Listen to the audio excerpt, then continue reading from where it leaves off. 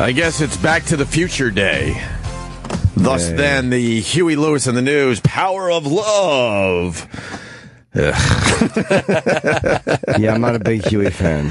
No, I actually am. I do like Huey Lewis in the News. It's very simple and just easy, and it doesn't hurt anybody. Right. They're toe tappers. I do like Huey Lewis in the News. I'm yucking the whole Back to the Future Day because the geeks, and I've tried to be a geek over the years. Yes. I just don't have it in me.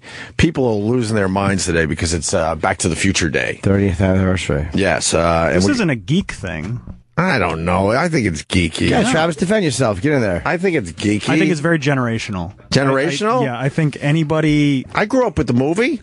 Yeah, but... I'm not that old. It's in my wheelhouse. It's 100% not a geek thing. It's a pop culture thing. I think it's geeky, too. Because I saw Back in Time, the documentary, and that was very geeky. That was geeky. That was extremely geeky. Yeah, I mean, that's like a fan-made, passion project, right? I don't know. I mean, because I'm pretty sure the guy that did that is like a but yeah, he got everybody in the doc though, including Mr. Spielberg himself. Yeah, that was a big get for this film. So did he get Michael J. Fox? Yep. Yeah, it's a pop culture phenomenon, certainly, and there's some geek in there, definitely. Yeah, I think there's definitely some geek. There's some point where it stops being geeky and just starts being like mainstream pop culture. Like, Star Wars isn't geeky anymore. Right. You know? Like, nerds don't like Star Wars anymore. Like, everybody likes Star Wars. I like the kick now. nerds. Are you a bully chip? Yeah, Star Wars is definitely not a nerd thing. That was at one point, but now it's just kind of... It's become, bigger than that, sure. Well, I guess I'm referring to the Back in Time documentary that I saw last night, and I was bored. I was bored out of my mind. Is that okay to say? Yeah, you can say that. Because I think I have to say that. There's plenty of people that are going to enjoy that doc. But I was bored when they started talking about all these people that have DeLoreans and how they're restoring their DeLoreans. And this guy spent $560,000 on his DeLorean. I think. You mean the guy who had brain cancer and decided to just do something for himself? Yeah, that was a wonderful story. Instead of giving them, how much did he spend on it? That one, he maxed out his credit card. Oh, that guy. He maxed out his credit card to buy an old DeLorean. Right, but then he only spent $510 to make it look pristine and amazing. Right, because from a distance. Because the guy that worked on the original DeLorean for the movie now studies these DeLoreans that people restore. He's like the expert, and he says from a distance, it's amazing what he did, but when you get up close, you see all the crappy parts he used. Well, also the guy that made it, he had a VHS copy, so he would just hit pause, and the image would jump and jiggle, and that's that's what he based. And then he would make DeLorean. Sketches based on that, and then he would try to make his DeLorean look as good as possible. Then there's another guy that bought one from the film. That guy spent like $600,000 on it or something like that. Yeah. It's the only privately owned one that was on the screen. Yeah. Oh, really? Yeah. Yeah. And then they're talking about hoverboard technology, and then they're talking about how the film got 50% of the future right. They predicted flat screen TVs, Google Glass, and drones. Did they? And a few other things. And then, like you said, Eric, just before the show started, I tapped out with that stupid flying car thing. Right. Because they're trying to say, no, we're working on the flying car. And then they show this company, and you see what is a plane with its wings up on the road. Driving down the road haphazardly. It looks like it can't even get up to any real speed. And the reason why it's not a flying car is because the guy has to find an airport so he can take off. That's not a flying car. Yeah, it's a plane. It's a plane. How fast do you have to be going to take off? Like a real airplane. It's a real airplane. But my point is, if we're going to have actual flying cars, they have to figure it out in a way where you don't have to find an airport to take off. Right. There would have to be, I don't know, off and on ramps or rest areas, whatever the hell it would be. So, okay, I can now, get my flying car in the air. Can you imagine flying cars? Like, people can't traffic with flying cars, and in the city, it's just never going to happen. I don't think it's going to ever happen. It will never happen. No, and they said it's stupid to think that flying cars would stay in lanes. That they said that's ridiculous. But stay in lanes? What if one breaks down and just falls? Exactly. Exactly. And they're talking about how many times the cars stall. Right. Yeah. It's true. But but they're working on it. This guy is like, look, we're working on the flying car. Yeah, and they're working on the hoverboards too. But the FAA is not into it. They're like, no, you take your stupid flying car and you get your ass to the airport and then you can take off. No, what will happen is we'll have little things that fly us around first, little personal things that fly us around. I would like to have one of those. Like in WALL-E. Everybody's sitting on I wouldn't know. I didn't see WALL-E. Okay, it was a major blockbuster. How old are you, 4? I didn't see WALL-E. Everybody's sitting on chairs and they're just moving. And there's a TV screen in front of them and they're all fat and they have no more bones because everything's just muscle. Yeah, they can't really walk anymore because they've just been consuming. It's a great movie. It's a wonderful animation. Oh, okay. Yeah, I wish I liked Pixar stuff. I just don't watch any of it, man. Oh, they're good. Hey, I'm surprised you don't, because they're more movies than animation. Like, you don't watch it thinking, oh, I'm watching a cartoon. You watch it thinking, I'm watching a movie with actual substance. I saw Coming Attractions when I went to see The Walk. Peanuts? No, this was... sorry. The dinosaur? The one Louie's in. Oh, yes. The Secret Life of Pets. Oh, yeah. Yes. That was good. Yeah, I mean, for that type of thing, sure. I'm not into that, though, where the dog turns on a fucking blender to give himself a back rub. Yeah, it's not believable to you? I mean, to laugh at that? Like, that's for kids. That one seemed more for kids. Children, yeah. That one definitely seemed more for kids, yes. Yeah, there's a difference between Pixar and everything else. Yeah, God, the cat taking a piece of cake. Oh. Yeah, I don't think that was a Pixar. Or was it? No, it's not. That one's not a Pixar? No. I know Peanuts is Blue Sky, which brought us Rio and a few other films. That's good at doing a Peanuts movie. That's been needed for a long time. Well, it's in 3D, though. They're bringing back the franchise. I have no desire to see that. 3D, man, I want to see fucking Star Wars in 3D, which is why I got my tickets, my IMAX tickets. Pixar. I did for, Pixar movies in 3D are terrific. They're really, really good. I'd rather see like an Arrow. I want Friday the 13th Part 3 in 3D. That's 3D to me. No kidding. When a nice spear is coming towards you. Remember 3D back in like 1980? It was just shit. 85. Yeah. Terrible. They would do things on purpose that felt 3D-ish. Yeah. Like the boss would throw a pen and it would come at you. You'd go, oh. Whoa, hey. How would the boss throw his pen? Yeah. Now they just use the technology. They don't have to, show it off by throwing stuff at you. Yeah, you're immersed in it. You're immersed in the scene. Yeah, now you're just, exactly. You know what I think of when I think of Huey Lewis? I think of American Psycho. Yes. That's what I not the movie, which I didn't see. The fucking book. You've never seen American Psycho? I have no desire to see it. I've seen moments of it here and there, but I've never watched that film. I know the book is so good. And I know the book is more brutal, but that's a great film, man. Yeah, everyone says it, but he's not how I picked Patrick Bateman anyway. Huh? He's not how I pictured Patrick Bateman. See, I never read the book, so to me, it works perfectly. Yeah, book's so good. The book's fantastic, but so is the movie. Yeah. If you just take it as a movie and not like a literal interpretation of the book, because like books are never, translated into movies 100%. No, I know. It's great. Yeah, I just heard what they cut out of it, and I'm like, You should watch the movie and then give us your review. They don't show the rat running into the pussy? Nope. There's a rat running. Got cut. Really? That's a great scene. Where he's mad at this girl and what does he do? He fucking takes a drill and he like nails her. He like crucifies her or something. Yeah. And then he takes acid and he puts it around her pussy lips to make her pussy lips open. And then he takes a habit trail and he shoves one end of it in there. And I forget how, but he gets a giant rat to go into her pussy, and then he yanks the habit trail out. Oh my God. So there's just a rat in her fucking pussy, and he cuts her in half. Yeah, that didn't make the film. That one, that just did not make the film. The book and the film are very different. Yes. Yeah. Wow. So it's Back to the Future Day. There's somebody, I saw a video that was on YouTube. A guy thinks that 9/11 was predicted in Back to the Future. Yeah, oh, really? That's pretty cool. It's pretty weird. What's it say? Yeah. Because you could say that it was predicted in that stupid Nostradamus thing that Orson Welles did. Yeah. Well, let me... that? We got a little of it. All right, let me see a little of this. All our equipment's busted today. Take whatever precautions are necessary to prevent this terrible disaster. In the 1985 classic Back to the Future, at a scene called the Twin Pines Mall, we will bear witness to a sudden surprise terrorist attack, perpetrated by a group of Muslim terrorists. The attack is at the Twin, which is a reference to the Twin Towers.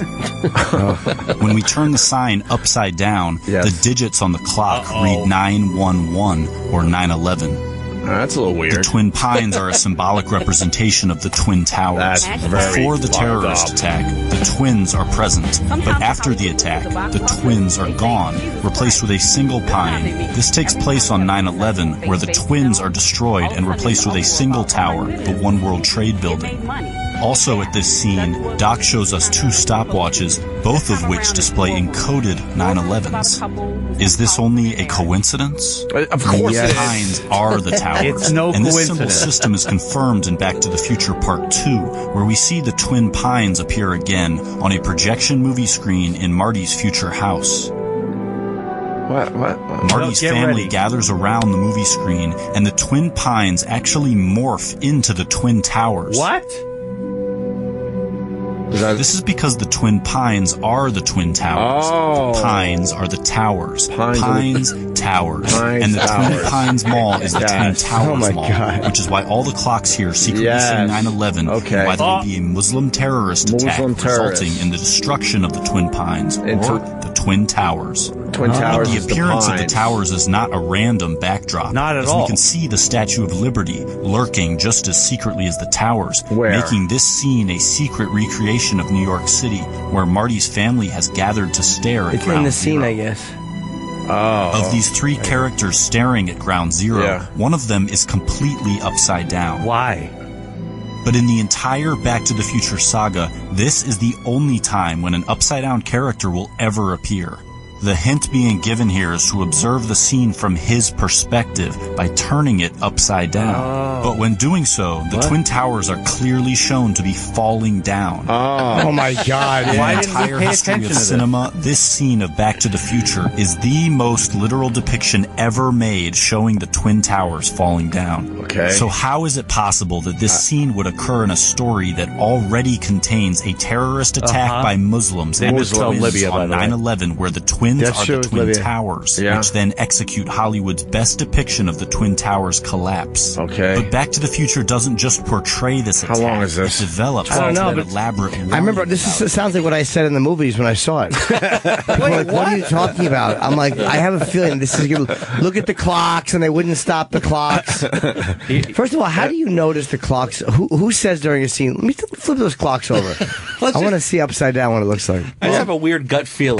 But that's the more interesting than I thought it would be. Yeah. That's But okay. you know what? There's one thing that comes later Yeah.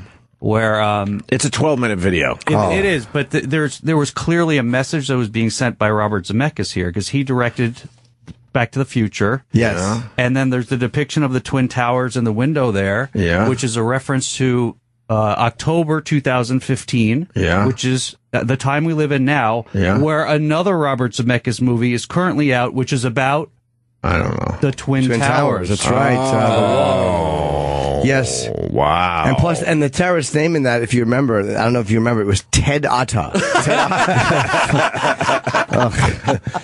What else do they say? I almost want to see this whole video, but it's 12 minutes. I'll just show you one more very quick thing. Oh, so you know this video? I watched it last night. Yeah, watched it last night. I love shit like this.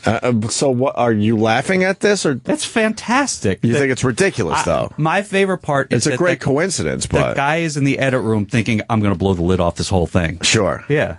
All right. Okay, so when... But dude, watch this. Yeah, Like, right. that's what he was saying to his friend. I don't know, man. This is like it's supposed to be a fun documentary. See it, Dude, look. Right.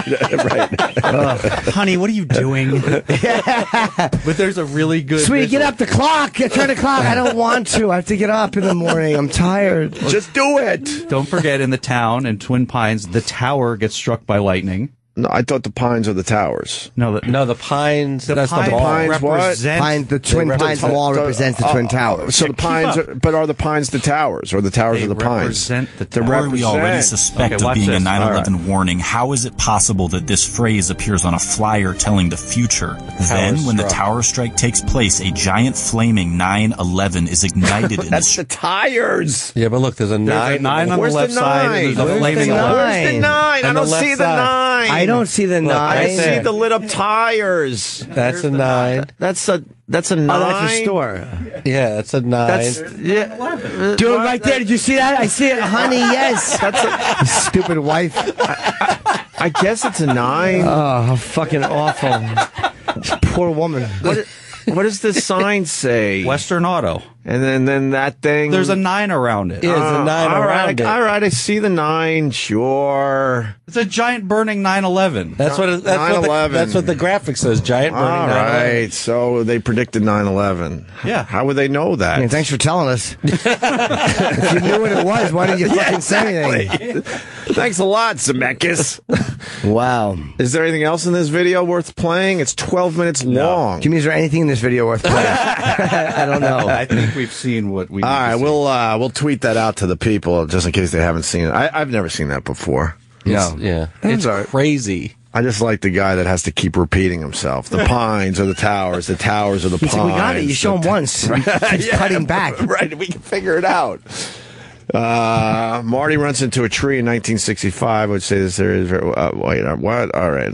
People want in on this stuff. Let's say hi to Greg in Jersey. Greg. Hey, good morning, guys. How are you? Hello. Real good, Greg. What do you got?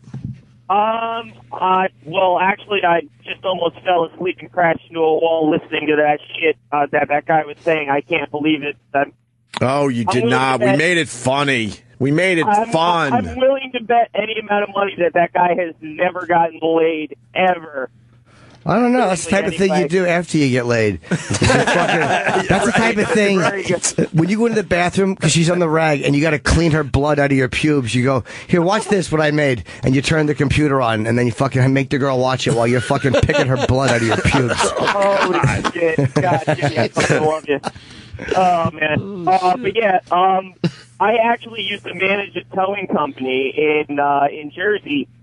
And one of the jobs I had one night, we got a call from a customer in Hoboken, and he actually had a replica of the DeLorean from the movie. Wow, that's amazing. That's weird. There's a company out west that actually makes these cars that replicates them. Wow. I mean, down to the flux capacitor. Oh, my Lord. Everything.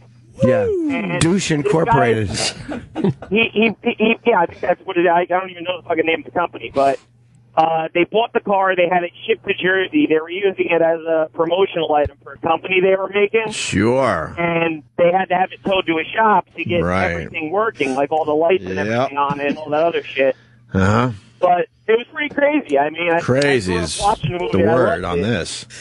It baffles me that people spend that much fucking money. Oh, no shit. For those replicas. On stuff like that. Yeah. Yeah. And I mean, the guy told me he spent like $175,000 on the car. I'm like, nuts, dude. I'm like, what I would give for that. Yeah. All right. It's just crazy, but I mean, I don't know. You guys are get a kick out of it. I definitely got a kick out of it. Thank you, Greg. All right, man. Have a good day, guys. All right. Let's say hi to Scott in Jersey. Scott. Hey, boys. Hey, Scott. I think the guy that went on about that fucking tow truck company already said it, but when Marty went back to 55, he hit one of the two trees that was in the scene when he first pulled away from the Libyans. Okay. And so it went from Twin Pines to Lone Pine when he came back. Oh, that's why. That's why. They lost one of the pines. Oh, it's not a prediction of 9/11. It's just the fact that he hit one of the trees. I don't know. That's Drew's Did he hijack the car? So the pines are the towers still, or the towers are the pines? What happens now if there's only one pine? I don't know. Because the towers came down pretty much, one after another. Yeah. One wasn't left standing, so that would fuck up the whole theory. You weren't paying attention. What? No. You weren't paying attention. Yeah. That's true. That's the Freedom Tower. Twin Pines, have been replaced by Lone Pine. Gotcha. Yeah. You're right. I do remember seeing that. You gotta keep up. It's all very obvious. I'm trying. Yeah, there's a big burning 9/11.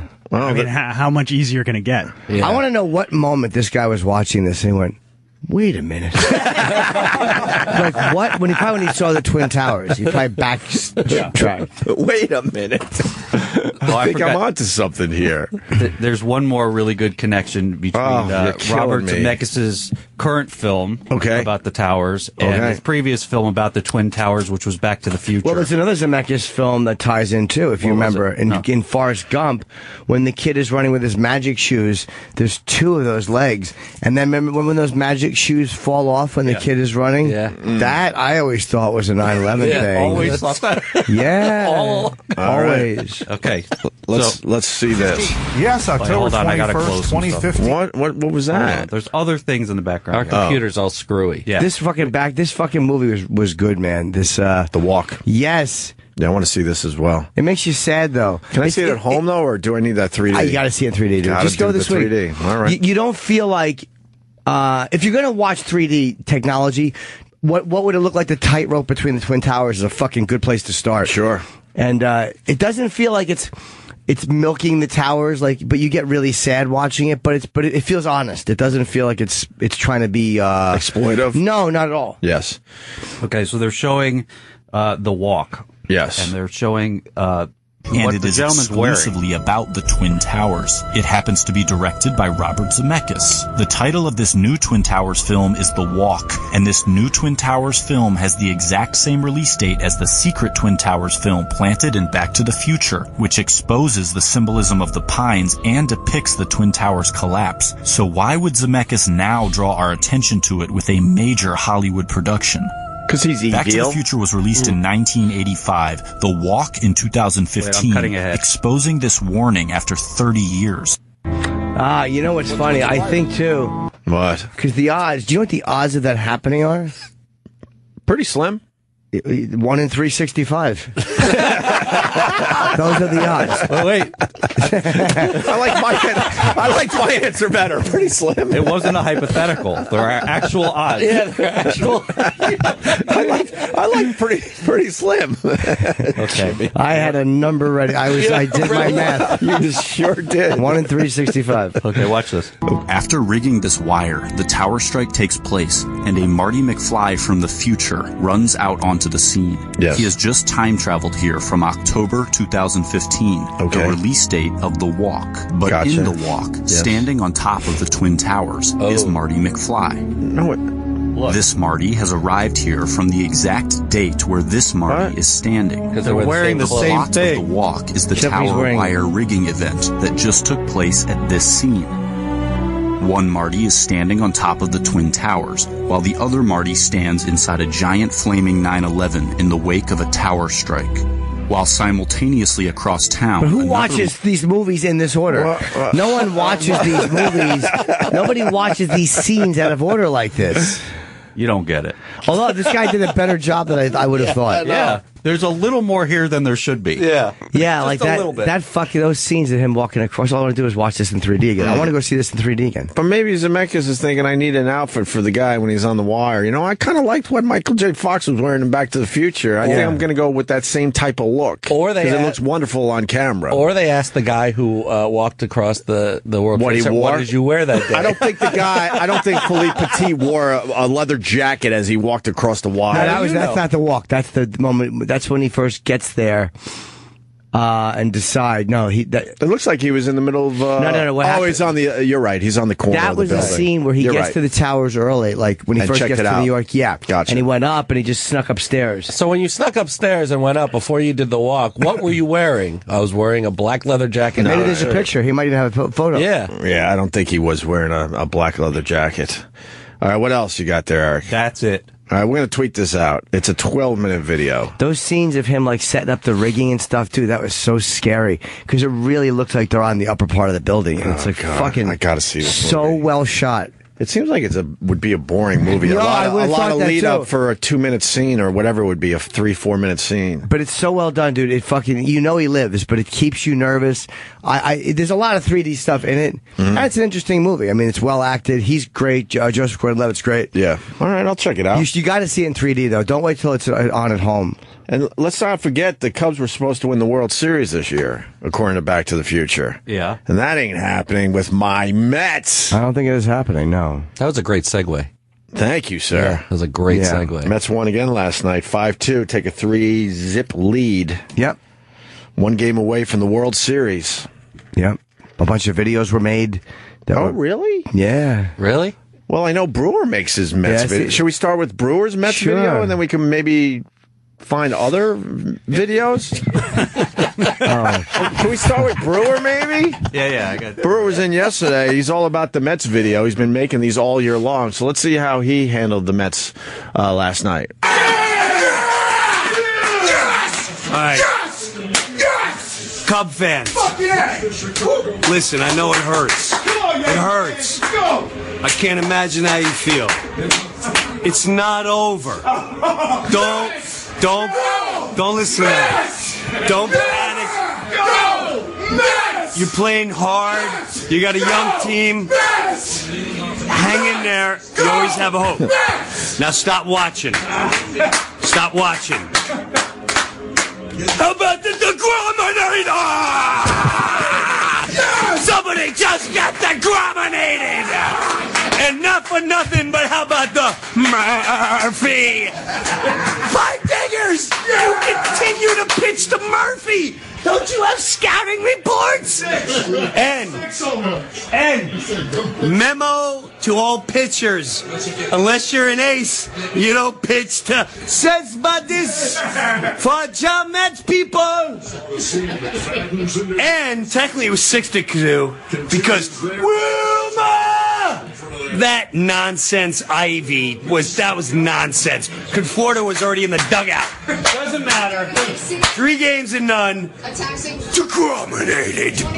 Let's go Mets. La Familia, which is Spanish for uno more. He's got 412,000 views since last night. Yeah, they're eating up his Mets videos. Wow. They're eating them up. Was that the only Mets video last night, or We're looking. No, we're looking. We might have found another one. Let's see what this is about. No, it's. I'm gonna make a better video than Jim Brewer if they win this. Go ahead, Mets. That's right. The Mets are going to the Soup Series. Go ahead, Mets. Go out, win a whole bunch of World Series games or something. Run around, clap your hands or something, let your long hair start flowing and shit. Looks like a girl. Head his hands. Fucking celebrate. Fucking celebrate. Wow. Well, that's a visual. We'll tweet that out to the people. Opie and Jimmy on Twitter, and of course, Chip Chipperson. Yeah, Chip Chipper. I don't even want to give it away. Fucking, you got to see this. It's just a Met fan. It's a wonderful Mets video. Please go check that out. What is it, Chip Chipperson on Twitter? Just Chip Chipperson. Okay, yeah. and we'll put it on our stuff as well. You got to see that. Jesus, Jimmy. Can we get Chip Chipperson to record a video later about how the Back to the Future movies predicted 9/11? Yeah, we might have to. Do you think Chip would want to do that? Chip would believe it. Someone's saying Chip would believe that totally. Holy shit. Someone's saying there's a problem with that whole thing with The Walk being released October 15th, that it was actually released in September.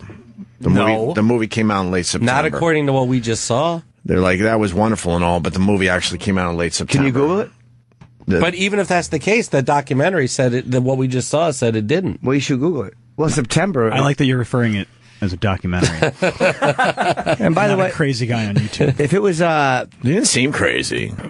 Is that the one you guys His watched? voice didn't say crazy. It was released September 30th, but we don't know if that. But that could be selected cities. Does that count? Face. And also, if that's the only if that's the only issue in what we just saw about the Back to the Future movies predicting 9/11, I'm okay with that. If that means all the other stuff is fact, I'll go with it. So Zemeckis is so evil that he predicted 9/11, but he can't figure out that the Cubs weren't going to win the World Series in 2015.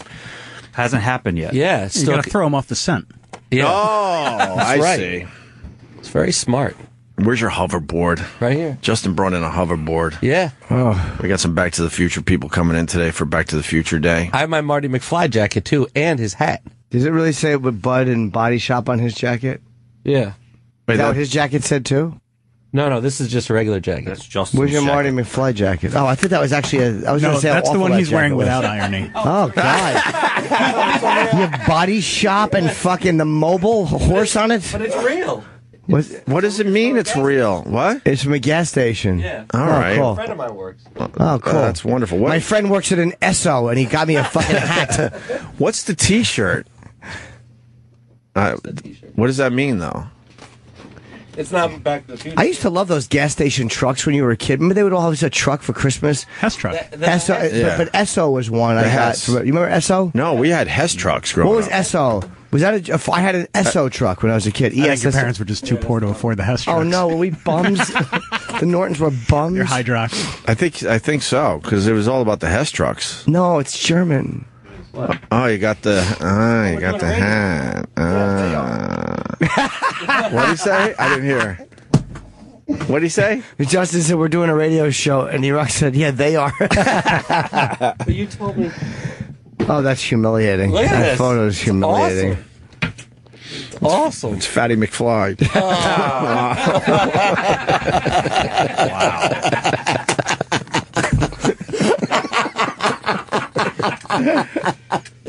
This is the rest of my day, by the way. Sorry. That's too easy. I apologize. That's awesome. Sorry. You've lost a few. Oh, boy.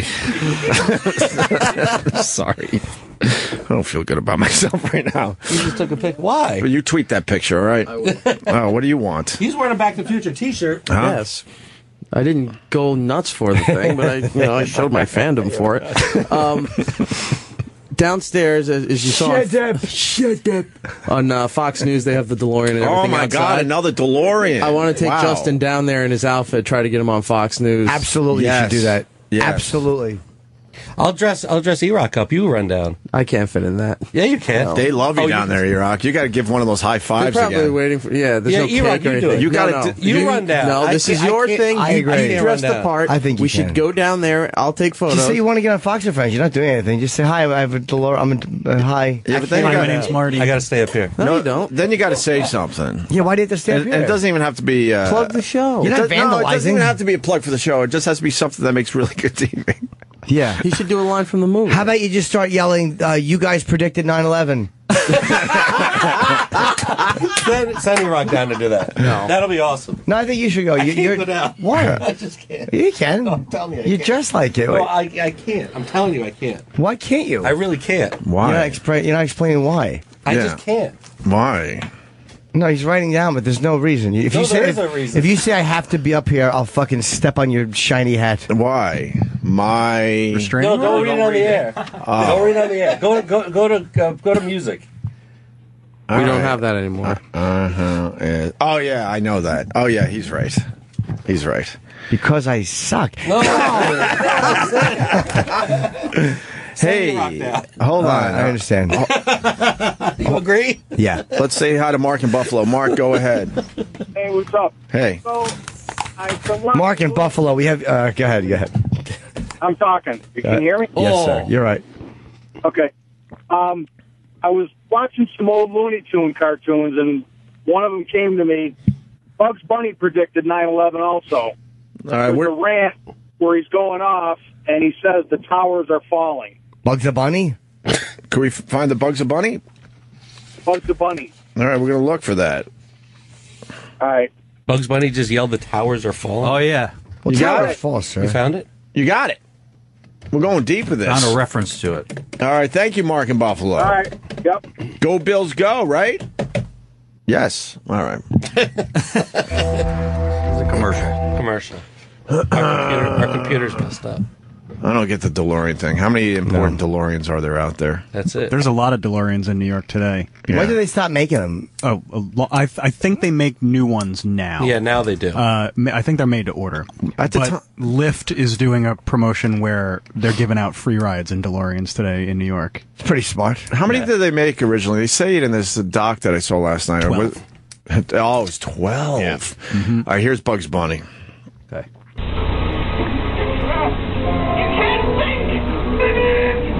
Look out for that truck! Honk, honk! Look out for that taxi! Boing! Creep, creep! Honk, honk! Beep, beep! Honk! What's that? Look! It's the towers! They're falling! Yeah, because there's no other towers ever. That's a little strange. Makes sense to me. Yeah. That's a little weird. We had all these clues. Yeah. We'll tweet that out, Everybody knew about this. too. Yes, Yes, they Bugs did. Bunny and Back to the Future. Interesting. Very interesting. It really is. Yeah. What else is being predicted in movies? That's what we ought to be looking for. Well, they're saying that Marty McFly was best friends with Chip Chipperson. If you want to really go deep, let's say hi to Frank in the Bronx. Frank. What's up, boys? How you doing? Hello, All right, Frank. So Marty McFly was good friends with the Chipper. he said, me and my friend Chipper are going to take Marty out. We don't like Marty McFly. And Chipper says, yeah, I don't like him either. Fuck yeah. And then one other I like thing, Marty McDrive. God, I'm just chipping. That was pretty good, Chipper. Thanks. One other thing, whenever somebody in my house is not feeling well, I get into the doctor. What could it be? Could you have maybe tonsils that need to be taken out? Like, I really get into the doctor, and that's all because of Chipper.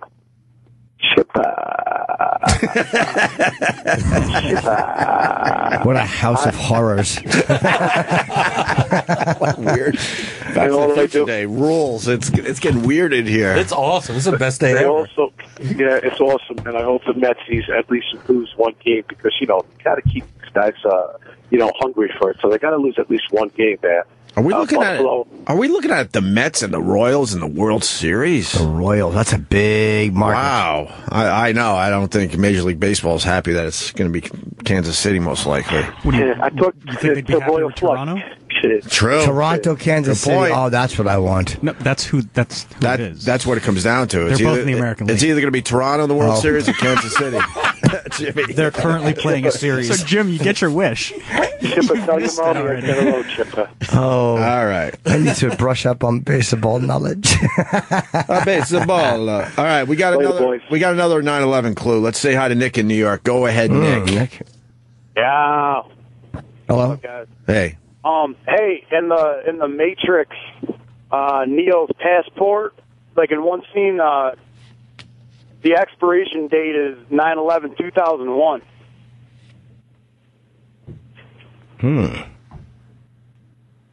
There it is.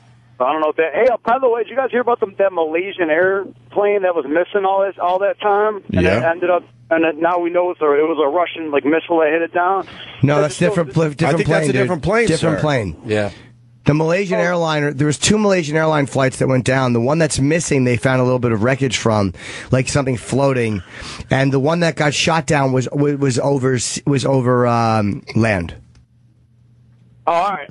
I got you. And the one that was missing, didn't they find it in, some kids found it in a jungle? Whatever happened to that story? They found a little piece of it, that's all. They found pieces floating. They didn't find it in a jungle. There was a story that came out, they found There was a report that a kid was in a jungle, and he found the fuselage with skeletons inside. Yeah.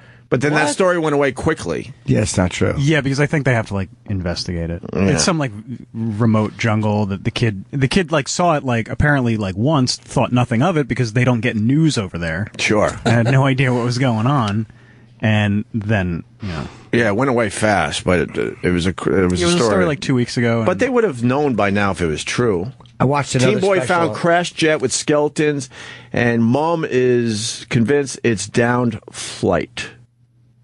Right? Yep. I'm reading all this on a really bad angle because all our shit is down. In the Philippines. No, it's not in the Philippines. So, yeah, well. I don't think it could be any other flight. It was not the Malaysian airline flight.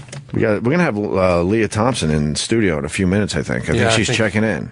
She is checking in. She's early. That's cool. Star Wars smashes pre-sale records for IMAX and Fandango. When I bought 2 tickets, they told me I put them over the top. You're the one. Yep. I bought record-breaking tickets, and I win a free. I win a little stormtrooper outfit. I get to go watch the movie. Small popcorn. Yes, I do. A small popcorn and a stormtrooper outfit. Oh, you'll look good in your stormtrooper costume. I'm the honorary stormtrooper. I think they're saying the movie's going to break all records at $218 million opening weekend. Dude, an IMAX 3D. They're already predicting $218 million for opening weekend. You know, good. That's going to be in 3D. I love 3D movies. I don't care what the plot is. You're a big fan of them. It could be about a guy who makes cupcakes and then goes on a sodomy spree. That's all I care about is the 3D technology. Boo. Let's just bring her in. Where is she? Osama. This is. Let's get her in. Yeah, let's get her in as we take one more call from Zach. Zach on Long Island. Go ahead, sir. Yo, I know the one person that predicted 9/11 that was absolutely right about it. Sure.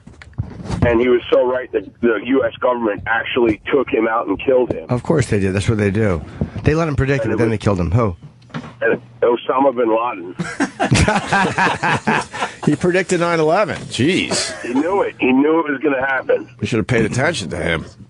Yeah. Thank you. We should have. Thank you, Zach. Later, guys. Love you. All right, buddy. Wouldn't it be funny if she was actually a real 9/11 conspiracy theorist and believed every bit of it? We got to ask her about it. Yeah. She's like, yeah, it makes complete sense. Yeah, that's what we thought when we were doing it. Oh, good. You saw my video. Yes, I remember Michael would talk about it, and we would say, what do you mean? Are you Back to the Future guys really excited that Lea Thompson's in studio today? What? No? Yeah.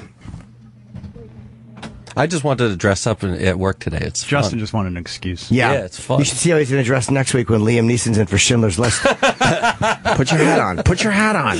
Yeah, put your hat on. Put your goofy hat on. Put your hat on. Put your hat on. Oh, yay. Yay, look at this. Lea Thompson. You can sit right there. Right away, she noticed and went, Yes. Oh, my God. How could I not? Yeah, Hello. how can you not? That's How are so you? cool. I'm Yes. good. How Are you Good, just how are you? Are you just saying it's so cool? You're sick of it, right? You're sick of it. Come on. A little. Never. Never? How could I be? What? I mean, I look. Look at me.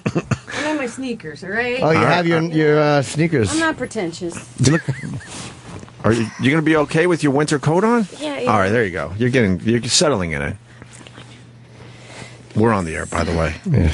And he decided to dress up as Look, I brought my Marty. hoverboard. And he's Oh my god. I'm all in. So cute. She's going to want a She's picture. taking a picture. I just dropped my hoverboard. Yes. Did you hear that thud? Yes, I did. The that outfit was meant for him. He looks really good in that. I do, right? There you go. A little selfie. Lea Thompson. And, For a second, I thought she was taking my photo. She got excited to see you. This is the best day ever. I'm on her phone now. This is the best day ever. That's exciting, right? I'm pretty It's like excited. we're married or something. I know. Yeah. How much did that cost you, the whole... Not a lot.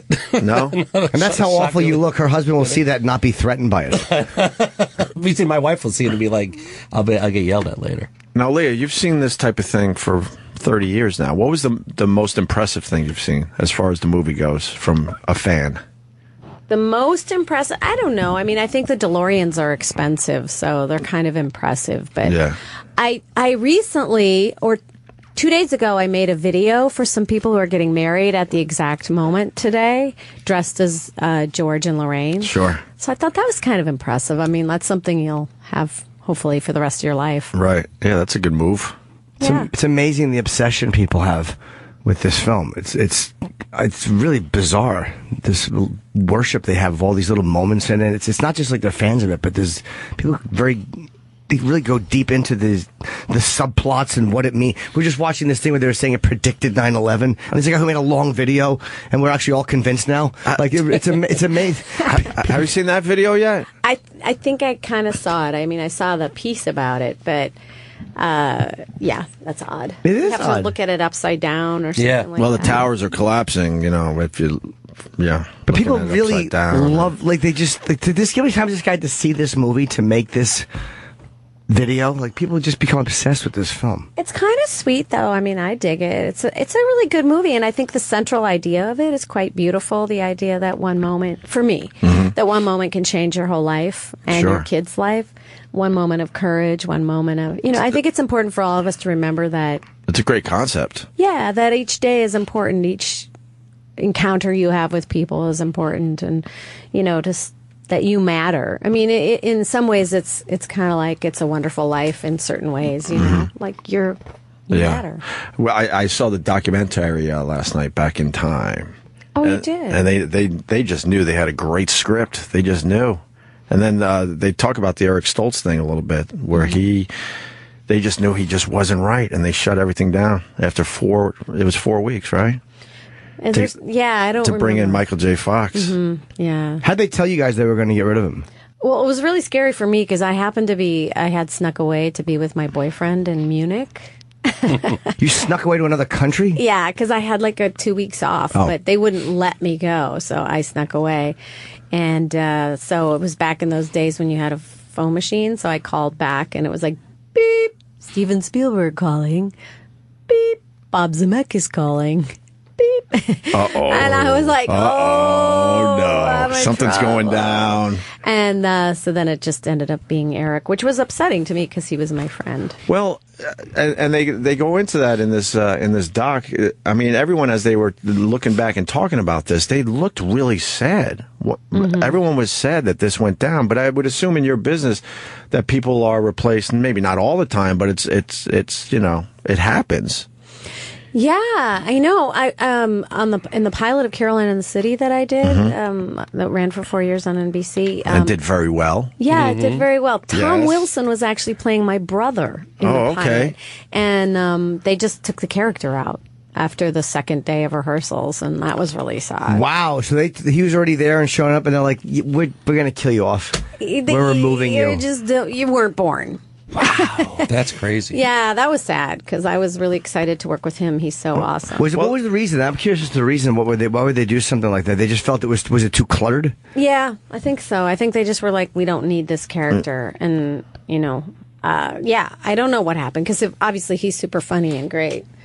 But those things happen, and it's really awful, and you really don't want it to happen to you. That's for sure. The most famous one is Happy Days. Richie's older brother just disappeared. Oh, really? Yeah, he was in the first season or only season 1. Chuck, he was in season 1 of Happy Days. They just wrote him off and never talked about him again. Never mentioned him again. Never mentioned him again. He was just gone. Got somebody in their family like that. They just write him off and they're never spoken to. But can you imagine being Chuck? I mean, that show went on to do pretty well for itself, and he was out of a job quickly. Well, let's talk about happy things. It's just fascinating, happy things. Yeah, no, it is fascinating, and it's a brutal business, but that's life. I don't like doing table reads. If I get something, I don't want to do a table read. Like, if I can avoid it, if they're like, "Are you available?" I'm like, "No, I'm not," because I'm always afraid I'm going to get fired at the table read. I've seen it a bunch of times. Yeah. I've seen people fired like the second sentence they say. I look around the room, and when I was on Carolina City, I can tell like you got to bring it all the time. Yeah. And you can't like mess around. Right. You have to. Wait, as they started reading, you knew, they're done. Well, either they were like had an attitude, like they were just reading it, like, Justin Bieber comments on his dad's odd response. You know what I mean? Yeah. Like, once they start doing that, you're like, you're trying to sabotage yourself. You just read the best line of today, by the way. Sorry. Do you even know what that's about? No. His dad has nude. Well, Justin Bieber did a shot of a nude shot came out, and then his father commented on how well hung his son is. Yeah, Justin's packing pretty good, so everyone and his noticed dad it. is commenting his like, dad brought that a joke boy. about it. Yeah. Right, sorry. But you were the one that read the line. I'm sorry. No, it's I was okay. just sitting here. Oh, wow. That's so weird on so many levels. That's why I had to bring it up. Oh, that whole nude photo thing. It's not fair. Like, you can't do anything on your phone anymore. No, I think he wanted that out there. If you really want to get into it, but we don't have to. This was taken from afar. This was like From one of those afar, telephoto lenses or But whatever. I that gets you on think vacation. he knew what was going on, and it's good for business. But one thing last night, yes, when they were trying to sell this film, they were taking it around all the movie studios, and they weren't sure about a science fiction, a time travel film, all that stuff. And well, they brought the Disney it to Disney. angle. Yeah, go ahead. Sorry. So everyone said, bring it to Disney, and they brought it to Disney, and they were the only ones freaked out by a mother-son sexual relationship.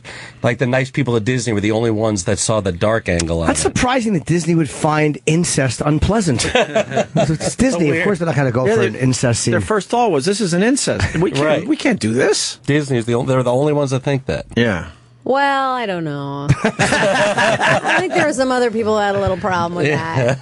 But then again, it was a strange storyline, which always appeared, it appealed to me how silly, how crazy it was. Mm-hmm. At the heart of it, everybody makes a big deal about me being in love with the duck in Howard the Duck, but they always forget that I was in love with my own son, which I actually think is kind of odder. Yeah, you played it perfectly too.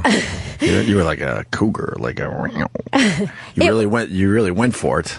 Well, I was a 17-year-old cougar. And Michael I know. Fox is older than me, but yeah. I mean, it was a really big character. I mean, everyone, when you see the movie, you realize how we all went for it. Like, it's really not naturalistic acting, and I think that's kind of what happened with Eric Stoltz. It's like it was heightened. Mm-hmm. Everything was heightened. All of our performances were heightened. It wasn't kind of like, method, naturalistic acting from the 70s. This was more old-fashioned, kind of bigger performances. Like theater almost. Yeah, they were pretty big performances. Oh, absolutely.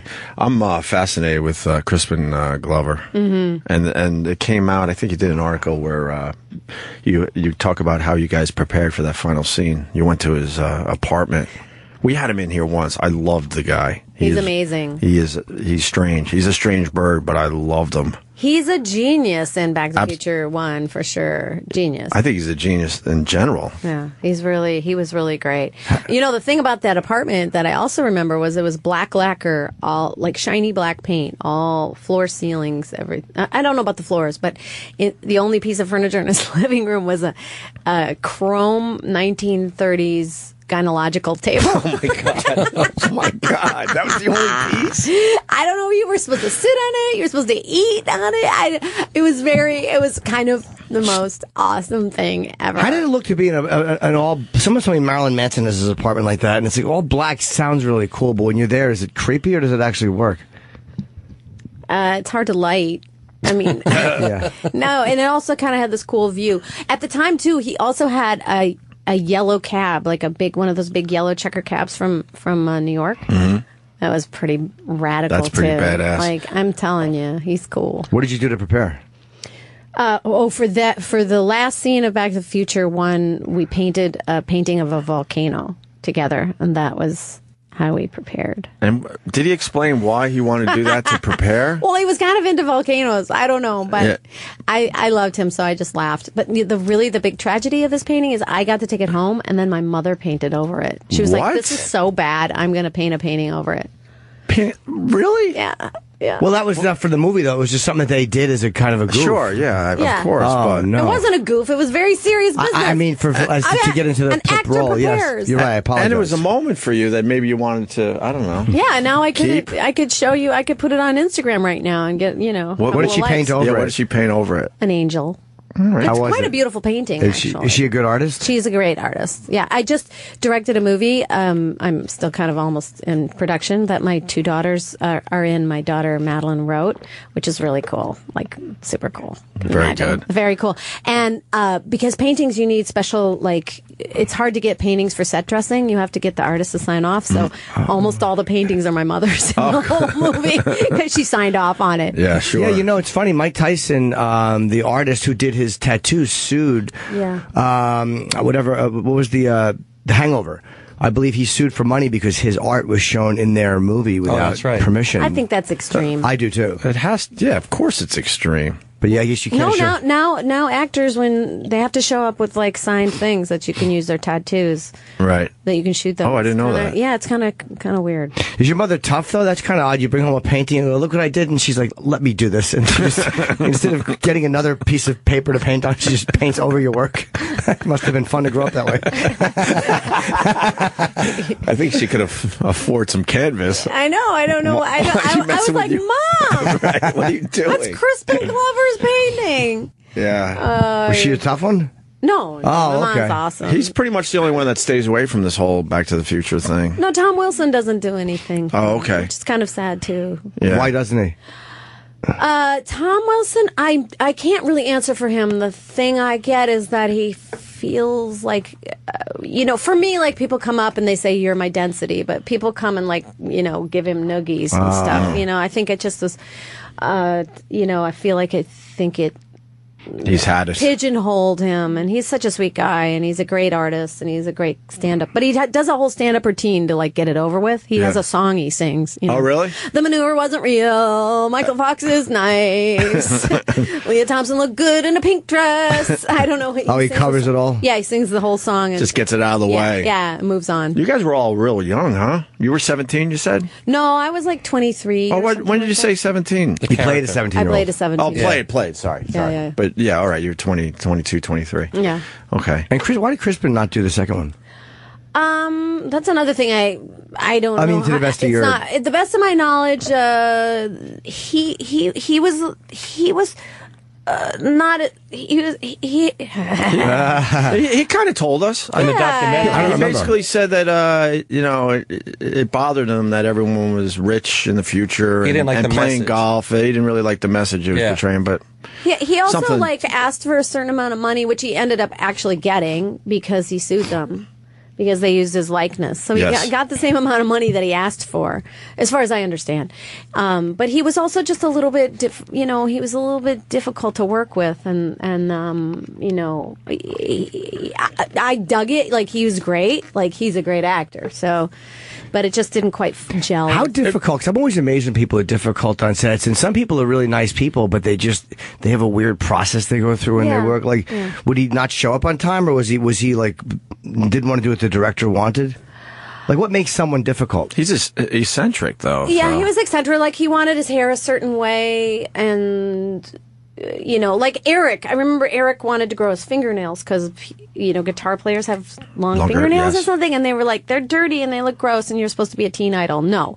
So that made him mad. There was like certain things that you have to like, the status quo of whatever their thing is. But I don't think Crispin really cares if a movie is, over the top successful either. Right?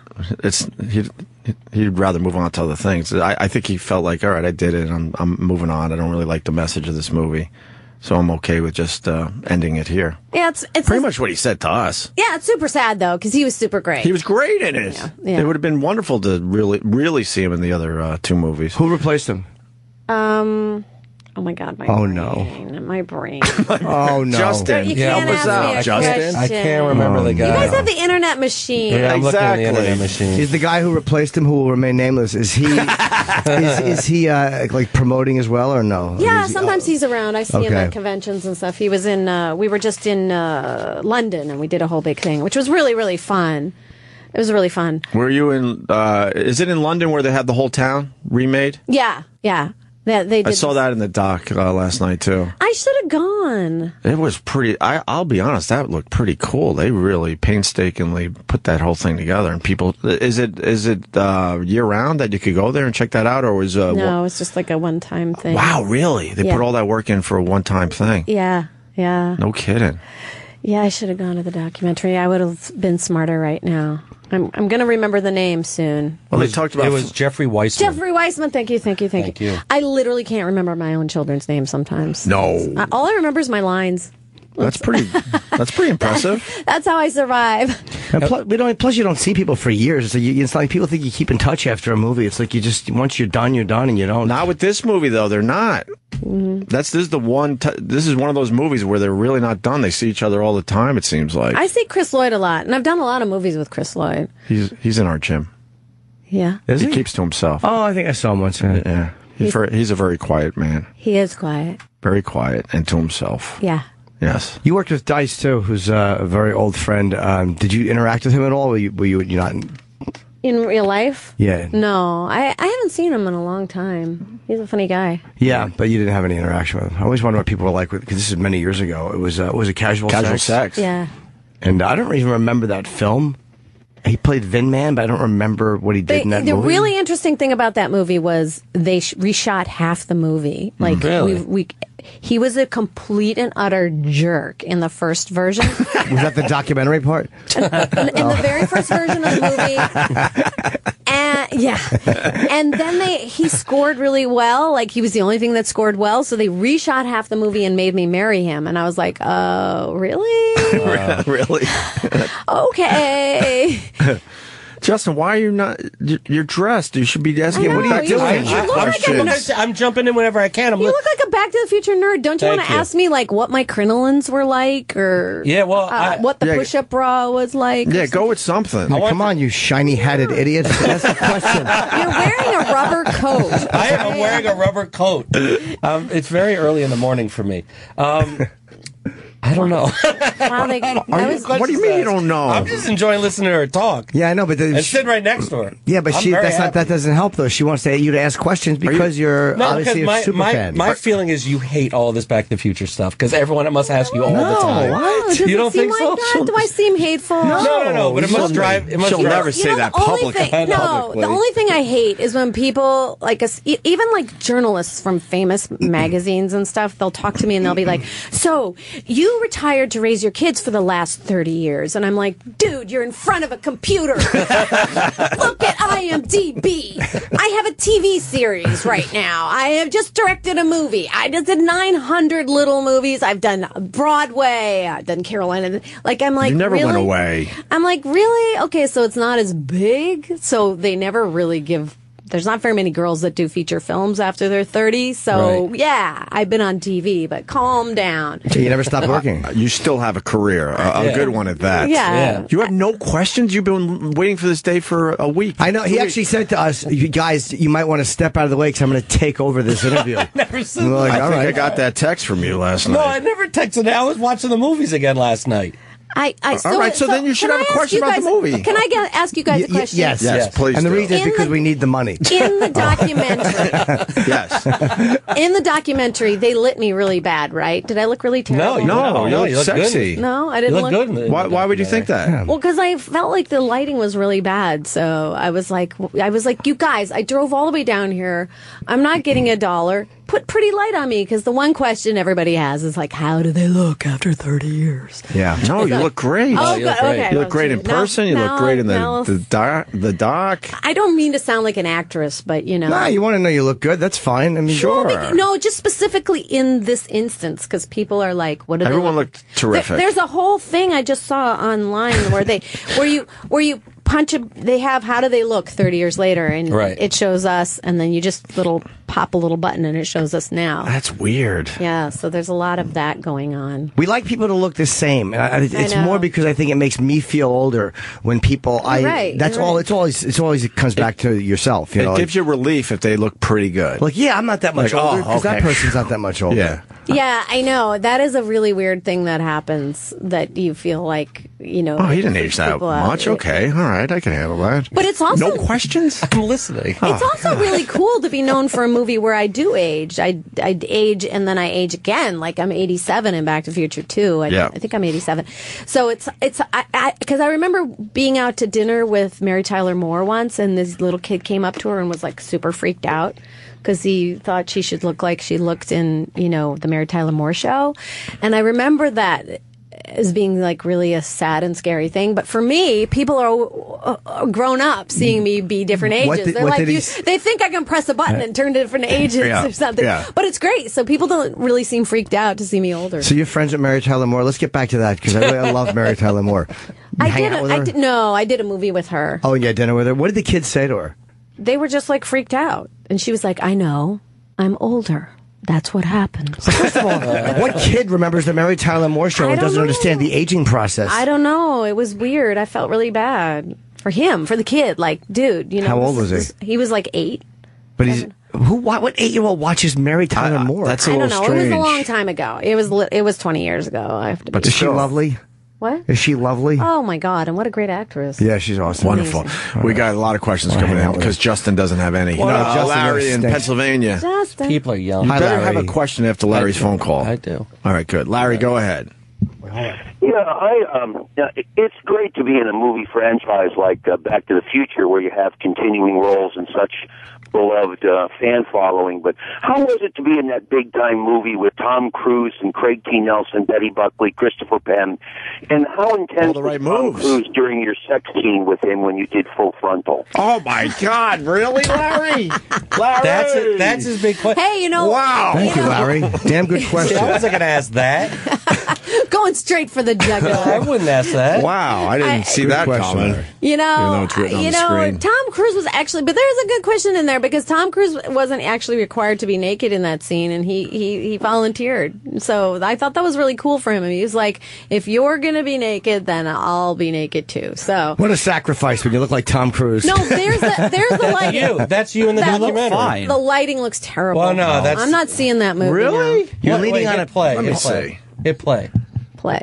Hold on. No, I think the lighting. The black holes in my eyeballs. Oh, I see. It's not horrible, but it's not. No, great. you look good. You look fine. You got nothing to worry about. I think as long as Dan Harmon is in the same movie as you're fine. Dan Harmon looks horrible in the movie. You're wearing a pillow. Why do you have a pillow on your lap? It's an odd.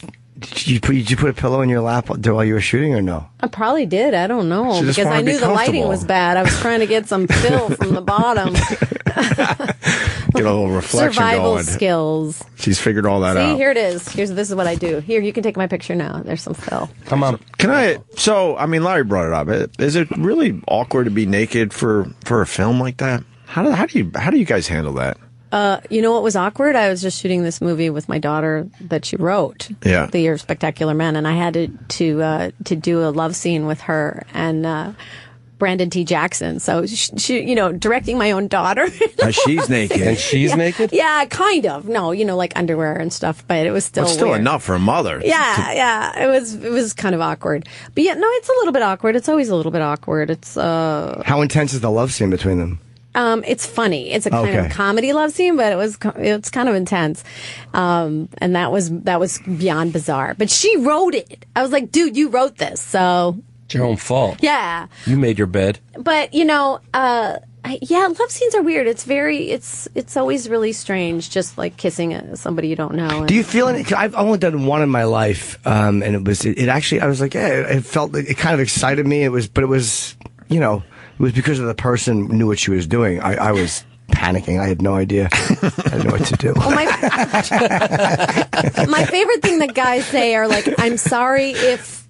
And I'm sorry if it doesn't. Wow. They say sorry for both. Wow. Yeah, both options. Either way, like there's no winning. Like either you're too sexy or you're not sexy enough, or you know what I mean. Like it's a weird thing for guys. That's the first time we've heard that. Really? Yeah. So what do they wear? They have to wear like when you did that scene with him, he has to wear like a sock, right? Tom was naked. We were naked. We were totally. Were you on top? I don't remember the scene. We had white socks on, which was funny. We decided to do that. And apparently it got to be very exciting once they got DVDs, because as we fall in the bed, you can see Tom's penis, I guess. I don't know. So it became a big deal. Well, how did DVDs pick that up? Because you could stop it. Every frame, right. You couldn't do that with VHS was almost impossible to do that. I respect that he did that. What did they want to put him in underwear and have you naked? I think so. I mean, but we decided to make it like a scene about love, and it's actually a really beautiful scene. Look what they're looking up now. The power of the internet. We're going to find this. He Googled 10 most paused moments in film history. There's my boobs. I not want to look at my boobs with you guys. No, they're blurred. It's pixelated. See, they're pixelated. And there's Tom Cruise in that his means they're giant too good underpants. for the internet. Yeah, plus no one else in this room wants to see boobs either. They want to see Tom's dick. What? That's really No, creepy. I think I'd rather see Leah.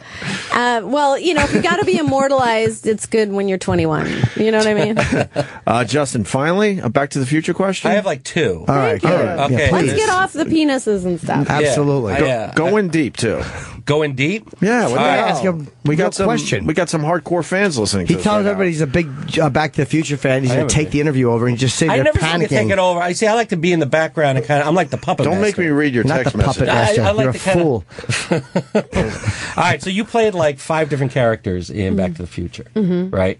So, in fact, the last one you were Irish, I believe, in the Western one. Did you have any input into your character? Like, I want to do more than just playing the mom, than just doing this. Well, the first two, she does the same thing over and over and over again. Oof. And then I have a follow-up. A follow-up Yes. to that? Well, that was one of the annoying things about Crispin not being in the movie. See? It was hard for them to write for me to be in the sequels. So that was kind of a drag because I wanted to be in the sequels because actors like to act. It's a weird thing, but they do. So, the Irish thing was just really sweet of them to put me in that movie because they didn't have to. Because there was not much for me to do. So. And she was married to Michael J. Fox in the Western one, which again is kind of weird, where mom and dad or mom and son are keep trying to hook up in different ways in all the movies. See what I mean? I think in that Irish thing where he hands the baby to himself, that was the very worst special effects of the whole thing. Yeah. You can see this big line. It's like they did everything else pretty well, but they didn't have that figured out, huh? Not for everything that else one they were shot. able to do. Yeah. I was in the I do dark remember that ages. line now that you bring it up. See? What do you think about a fourth movie? I know Zemeckis basically is like, no way. But eventually, I would assume that. And he has to sign off on it. He has to sign off on it. Oh, he has that much power? Yeah, I forget who's the other guy. It was Zemeckis and Bob Gale. Bob Gale. They both have to, I believe, agree to it. They own the rights to it. They did not have they didn't even sign us for sequel deals for Back to the Future 2 and 3. Like, they didn't even think of it. So, yeah, they obviously gave them too many rights. So Yeah. if they have to sign off on it, I don't think it's going to happen. Yeah, they're done. Yeah. Would you do a fourth? You know what? No one's asking me to do big Universal movies, so I'm sure I would say yes. Like, why would I say no? Like, well, that's a crime there, Leah. well, you know, it's the way it is. But I still make a good living as an actress. Yes, you do. It's just really, if you watch it, the movie business is not for. There's like 4 girls that are going to get a part, and they all have Academy Awards. So that's at my age. So They do use the same people over and over again. Yeah. You're absolutely right. Do you like Broadway? I do. I did cabaret on Broadway. It seems I've heard the money on Broadway is not as like it's really hard just to kind of break even, and it's not like a gigantic unless you're like Nathan Lane. It's not a gigantic moneymaker. Yeah, it's not like doing TV because it's such expenses. Well, you know what? I was actually surprised when I did, especially on the road, when I did cabaret on the road. I made some money. I was surprised because what's happened is like you don't make any money on TV anymore. Like Oh, really? You do. I'm sorry. It's ridiculous that I'm saying that, but it's not the same as it used to be. So, yeah, I mean, I love acting on stage. I love acting. I love singing. I love dancing. I love everything. So. And you love Justin's questions. I love Justin's questions. I asked a good question You because did. thank you. How much input did you have into your character? None. no, I did whatever they told me to do because they were Steven Spielberg. Are you Irish?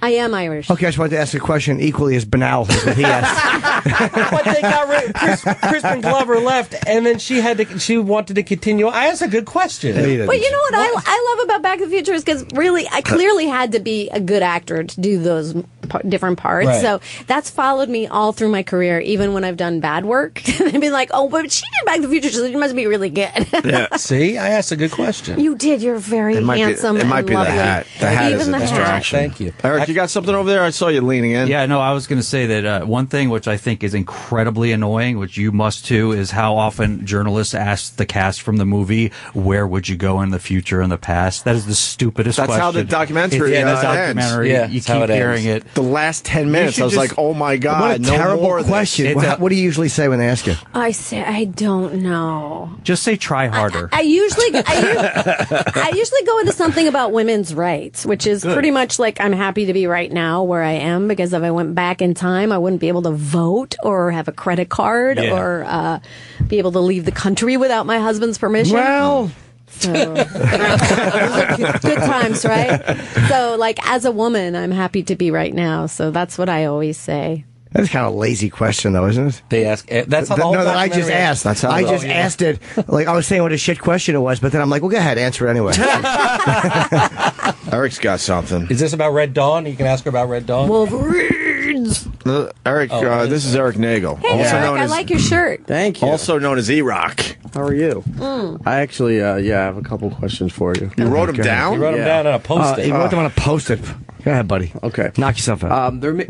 Everything in Hollywood is getting remade now, and it's only going to be a matter of time before somebody comes up with the idea to remake Back to the Future. What are your thoughts on them actually doing that? Well, we just talked about this, so I'll talk about it again. How's that? Apparently, they can't because the rights that won't be granted by Bob Zemeckis or Bob Gale. Yeah. But, I would definitely do it if they asked me. we just asked that question. So all of a sudden, my question doesn't look so bad. Uh-huh. Yeah, it does. It looks even and worse. his other question is, if you were to travel into the future or the past. Okay. Would you go back or forward? Yeah. So then let's go with this then. You recreated the character for Family Guy. How much pushback did you get from the owners of Back to the Future in order to redo the character on Family Guy? Nothing. I guess they say I don't even know. I just show up, I say a couple lines. I wish I would have done more. But no, they didn't. They don't seem to care. But I also did it on Dancing with the Stars. I danced to Power of Love in a pink dress. So no one said anything. I guess I own Lorraine McFly. Are those the only two questions you have here? No, you want to talk about Jaws 3D? that she was in? Jaws 3D. Jaws 3D. Gosh, that was my first movie. I was really bad in that movie. The movie it wasn't you. The movie overall was really bad. Jesus. But she was bad too? What are No, you she saying? was not bad at all. Do you think you were bad in that movie? Well, no, I was badass because I did that crazy 3-tier pyramid on the ocean. Yes, you're right.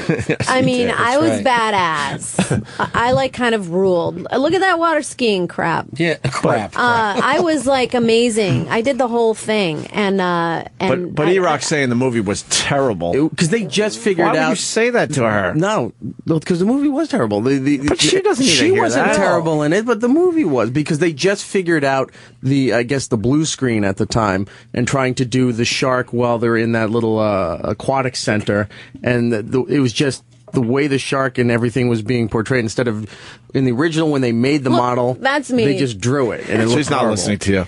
Yeah, you're yapping a lot. The movie. She's reminiscing as her scene plays on the screen. I was so behind you. badass that Dennis Quaid fell in love with me. That's how badass I was. What? In the movie? Yeah, no, in real life. Did he really? I was engaged to him. I didn't know that. You were? Mm-hmm. Whoa, what happened? Yeah. I met my husband. And Did you meet him while you were dating Wait. Dennis? Yes. And you dumped Dennis Quaid for your husband? Yeah. Oh, that's As you were engaged? Yes. Oh, how Leah cool. rules. Leah rules. Wow. Okay. Really? Your husband must be so happy about that. I think so. I you mean, I'm guys- still married to How him. many years? 26 years. Wow, that's how it went down? Yeah. Well, I met him on Some Kind of Wonderful. He was my director. But he was way more kind of marriageable material. But you guys were engaged, and so what happened? Did you go out with him and you realize, like, okay, I'm engaged, but I'm dating this guy now, so I got to break it off? Well, things were not great. They were not. They were. I mean, the actors. You know what I mean? Actors. Yeah, exactly. I don't know. I just was. Do you like, still run into Dennis Quaid? I do actually. Are you guys cordial or just? Yeah, no, I love him. He's great. Yes. It all worked out for That's the so best. cool. I love it. I remember reading a rumor that Dennis Quaid can't read. Is that true? That is so not true. Yeah, there's He's a whole, so smart. remember that? Yeah, we read a whole thing. We were doing research on him for something he was doing with us, and the whole story was he can't read, and someone has to read him his lines, and that's And how he he repeats remembers them it. back. Yeah. That is so not true. He's so smart. And you know what also was crazy about him? He's like cut. Like he's got the most amazing body. Like he wouldn't even work out. And when we were together, we went to a Sunset to see this Sunset Boulevard to see the poster of his new movie, which was called Tough Enough. And we turned the corner and they had cut his head off. It was just his stomach, his six pack, and 2 boxing gloves, and it was very humiliating. Wow.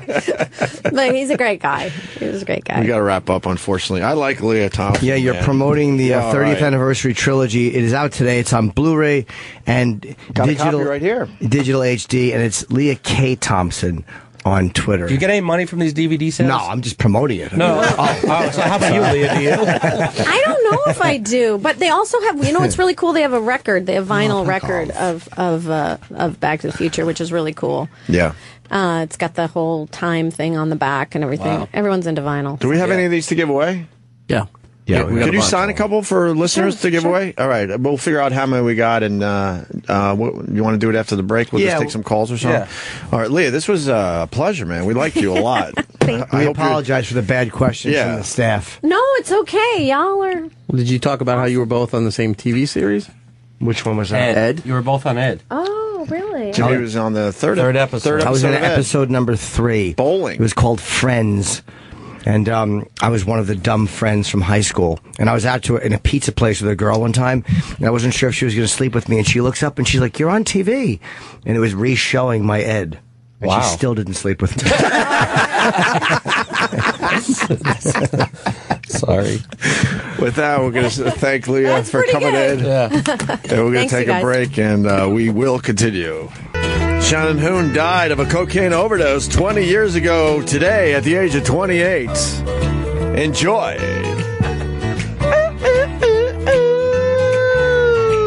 Where's Norton? I think he's in the bathroom. I enjoyed the hell out of Lea Thompson. She was wonderful. Yeah. We got Bonnie McFarlane in studio for the first time without Rich Vos. I think this is your first time. I might be my second. To Really? be honest with you, one time I was in town And you for stopped by? something, and I came by. I made you guys put me on. But listen, Rich is freaked out about it. I know he is. Because he's like, I don't even. Are they squeezing me out? Of course. I knew all that was. That's the conversation I had with Justin and Eric, who are huge fans of yours, by the way, because they got you on Letterman. Guys. You were on Letterman a whole bunch. Right. Dave loved you. 27 times I did that show. Eric and I always push for you. And here, 20. How many times did you really do it? 3. Yeah, that's a lot, though. So. I rounded up. Big deal. It should have been more. We were talking about having you on without Rich. Yeah. And I had that conversation with him. I'm like, I would love to have Bonnie on without Rich, but this is going to be a problem. It's going to be a problem in their relationship. Right. Well, he's going to be texting me and freaking out. Did he text you and freak out? Not yet. Has he called in yet? Oh, I'm sure he will. But he thought for sure that you were having someone in like Anthony Bourdain or who's that other guy he thinks I slept with, that famous Dane Cook. No. Well, he thinks that too. From Full House. Bob Saget? Yes, Bob Saget. Bob Saget. You slept with Bob Saget. No. That's what I hear. The Stamos? Yes, Don't Stamos. bring up Stamos. Yeah, he really has a thing that Eric and I have had, and I kind of would like to if that's going to be a rumor, I'd like to sort of keep it going. He really thinks you slept with Stamos? Why? Yes, because I was in Los Angeles and working on a TV show, but I had my daughter with me, so it was very intense. It was like I had to go to work, and then I had a nanny for her, and then I had to come home, and it was like no time to be sleeping with John Stamos. And then he came to visit for one weekend, and we went to the what, John Stamos? No, John and I've known each other for a while. No, Rich came to LA, and like I was staying in a long-term housing or a hotel thing, and then we went to one of the clubs there, and Stamos was there, and he walked up, and I was already talking to him. So, of course, he thought... I know the story. That's right. And I was being a little flirty. I mean, who's not going to be a little flirty around John? You would be a little flirty around John. Was he jealous, Rich, or did it turn him on? Because he likes that stuff. No, see, that's where it gets very tricky, because he likes it, but he doesn't... I don't know what he... You know, it's all about control. So he really is freaked out that you're here without him. Well... He's got to let you go. Yeah. Rich Vos has got to let you go and do your thing. Right. Yeah. We love Rich Vos, and I'm sure he'll be on next Wednesday. Right. Jesus. Actually, next... He's already booked, probably, right? Well, no, I'm just saying Anthony Bourdain is on next week if we do want to bring her back. Well, Anthony Bourdain is a big fan of yours, and that's what led to the book. That's why I have the book, because of Anthony Bourdain. Very cool. You were at that roast, too. I was. You did not get a book. I got nothing. I didn't even get my gift bag until I had to call Hank Gallo and go, where's my gift bag? Oh, sorry, we'll send it to you. But it was a huge gift bag. Allegedly, yeah. You still never got it? I think I did. I did. You must have, right? There was like restaurant Did you use them? Yeah, I'm with Rich. How were they? So I had to. It was good. There was like groceries in there because it was a food and wine festival, so there was a lot of. I love being friends with the Vosses because we get the call. Sorry, I'm reaching for these Back to the Future DVDs. We get the call to go to a nice restaurant, and I know it's always because of a gift bag or something. Somebody wrote. Rich was writing for somebody, and that's how he got paid. It's always wonderful. Can I tell you a story? So we got stuck in the airport in Atlanta on Sunday, this past Sunday. Why? And we were at the Red Clay Festival, and I don't know. We got on a plane, and first plane out, we got on it and sat for an hour, and then they made us get off the plane. And then we had to go find other flights. You just had to go and try to get on a flight. Was Rich cranky about that? So, of course, I was cranky too. We hadn't slept yet, because we went... because we had to leave the hotel at like 3:30 in the morning or something. So we go to Delta, and now that flight's not going to leave for 4 hours or something. So we go to the Delta lounge, the first class lounge. Yeah. And he's trying to talk his way in, and they're just having none of it because we're United people, we don't have a thing for that lounge. So I just say, okay, I'll pay for it. I just give my credit card, and Rich is like freaking out that I'm going to pay the $60 each or whatever to be in the lounge. Wow, that's a lot. It is a lot, but $60 each to eat $8 worth of food in a fucking lounge. It wasn't about that. I just needed to sleep. You just wanted to chill out. Oh, it was worth it to you at the time. How long of a wait did you have? Like 2.5, 3 hours. Okay. Oh, that's so worth it then. So I did sleep, and you get free Wi-Fi in there and stuff, and I just was like, oh, fuck it. And so he freaks out about that, but It's like my treat. I go, you deserve, this, and I won't, because that's what I say to myself. Because when I'm not with him, I'll sometimes fly first class, but I won't tell him because he'd lose his mind. Wait, you'll actually just upgrade yourself to first? Yes. Oh, that's awesome. At any time that I can upgrade, if there's an upgrade button that says like, would you like more legroom? It's like click, always. He now knows. Does he notice when the bills come in, or you just kind of? We don't have we have separate finances. I don't know how much money he has, and he doesn't know how much I owe. So he now knows. He's listening to every word of this. So he is. Here's the thing. So anyway, then we get on our flight. We come back, and as we're in Newark. And we're walking to go get our bags. And I go, I really need a coffee. And we're walking by the Delta Lounge. She goes, we'll get one in here. I go, in the lounge? And he goes, yeah, we paid $120. We'll get a coffee. So we go in, and he goes, we show the receipt, and he goes, we paid for this. First of all, Rich is always a little too gruff to get anything. Do you know what I mean? Like, he thinks of himself as this amazing salesman. Right. But he's always like, we paid, we're going in to get a coffee. He's very aggressive. Yes. And the guy was like, I'm sorry, but if you paid for this in Atlanta, you can only use it in Atlanta. You can't use it here. And Rich goes, you won't let me just go in and get a coffee? And the guy was like, sorry, policy or whatever. And Rich goes, you know what? Go fuck yourself. Really? And, yes. I'm on Rich's side. I know it was a shitty thing, but it's just funny because then the guy goes, oh my. And Rich turns around and he goes, fuck you. And the guy was like, oh my goodness. And Rich goes, fuck you. Like, it just kept happening. And then the guy goes, that's not very nice. And Rich goes, go fuck yourself. Good for Vos. I'm 100% on his side. Fucking shit airline employees. Good. I would have loved to see that. But you would think they'd let you have the pass for the whole day. Or just to grab a cup of coffee. Sorry, policy. Go fuck yourself. Yeah. Good Exactly. And you guys know how to, figure out deals. Well, I don't even know. I don't even try. It comes with Rich. He was born with it. They always are. We all went out for. I think it was your birthday. I don't even. I guess it was your birthday when we went out last time. No, it was our 10th wedding anniversary. Oh, that's what it was. The 10th wedding anniversary, and then. They're on their phones with coupons. I don't know what you guys were doing. What was that? I meant to ask you after the fact. Okay, it was guilt. Because guilt you get.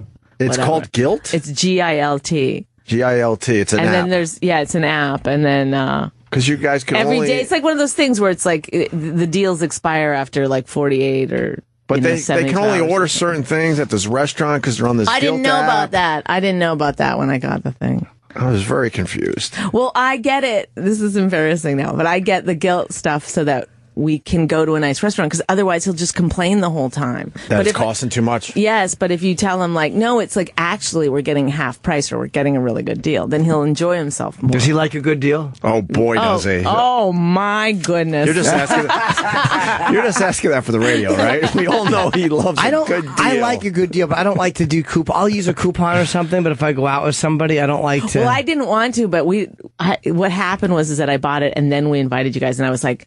Processing through like if I should use it or not. Oh, I don't care. So I was like, but I probably shouldn't have brought it up on the radio. But I just you should have, of course. I just found it fascinating. I'm like, I don't even know what that is. It's rude. We have these Back to the Future DVDs. You want to give a few away? Oh, Lea Thompson signed them. It's the Back to the Future 30th anniversary trilogy. All sorts of special features. I'm not sure I have a DVD player. Huh? I barely have one. Barely? Barely. It's a PlayStation 3, I think. And half the DVDs don't even play on it anymore. I only digitally download. And I got rid of all my DVDs, including a lot of my wife's, and she's mad at me. Oh. But not for that, right? I mean, I got the inside scoop. I boxed it. Yes. Oh, it was one she bought for me, too. I boxed them all up and gave them to E-Rock, and then there were a few in there that, oops. Yeah. You gave away a gift that she so lovingly bought for you. Well, E-Rock's then tweeting my DVDs. I signed a few for him. He wanted me to sign a few, and then she's looking. He wanted you to sign DVDs to him? No, so he could give away on his show. It's just a whole weird thing. No, to sell and then on my eBay. wife's like, I gave you this. She's like, I gave you that one for your birthday. But we're in this. I hope that one fetches him more money online. But at this point, Netflix and everything else, you don't need DVDs. It's ridiculous. It's just taking up room in my house. What's this Netflix? You don't have Netflix. What is Netflix? He won't let you have Netflix? I'm not allowed to have. You have Netflix. No, we have Netflix. Okay, you scared me. Do you have Easy Pass yet? We don't have Easy Pass. Really? Why? I don't know. And I was late to the Easy Pass. Why do you tolerate that? Like it literally. I know it's why can't I just go get it myself? It's hours and hours and hours added to your life in traffic. Yes. What do you think they're going to do? Like and sometimes I just drive through the Easy Pass lane because I don't feel like waiting, and then I get a ticket. He's afraid That's great. He's afraid that people. I love that. You're going to be overwhelmed and not be able to keep up. What's his thinking when you say let's get Easy Pass? What does he say? He goes, we'll do it later. But what's he afraid of? It's a fear. It's a fear? Of course it has to be because it's so much more he doesn't. convenient. Yeah, well, for me, it's the fear of filling something out online. Like it's Why? like filling out anything. It's just because who wants to fill shit out? Are you afraid of getting your information stolen, or? No, I don't care about that. It's pretty easy. And you guys come to the city so much, and that last toll before you head toward the Lincoln Tunnel, that's where the backup is. What is this, a fucking intervention? Yes, for Easy Pass. You go to the right, you go right through the Easy Pass, no wait whatsoever. You see those Are you 5, guys 6 getting lanes to the left. kickbacks from Easy Pass? What the fuck Yes, is we are. going We don't on like this here? cash only. We're trying to drum them out of business, and you're cash only it up. I was sort of with you, and then I was late to the party, and I'm like, why did I do this years ago? And for someone that likes discounts, why don't you tell them you get money off when you use Easy Pass? You really do. Right. I'm going to tell him that. What do you want to do with these Back to the Future DVDs? You want to take a couple random calls? Anyone with Easy Pass, please call in. We'll do a little trivia about the interview. Ooh, we haven't done trivia about the interview in a while. I don't have the energy to do it like I normally do because I'm very tuckered out. It's a long story. Wait a minute. Is it a good long story? Yeah, it involves me coming in my own belly button and then lurching for a sock. All right, you're on the line. All right, who are we talking to? Hello? Hi, who's this? This is Alex from California. What's up, Alex? Not much. Calling for the Back to the Future DVD. We're going to do a little trivia about the interview. What color dress was Lea Thompson wearing? I don't know. I haven't seen a picture of her yet. Well, how about you take a guess? Did you say that? Pink. He's right. He's correct. All right. Wrong. What? Oh, wait. Wrong, you piece of shit. What was that? What was that? But I'll give it to you anyway. First because of you all, were...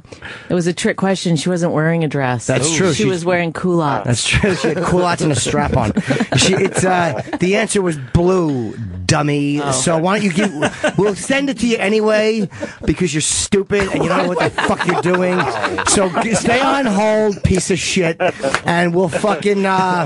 I didn't know this is how the game went. I didn't either. I'm just this is just happening.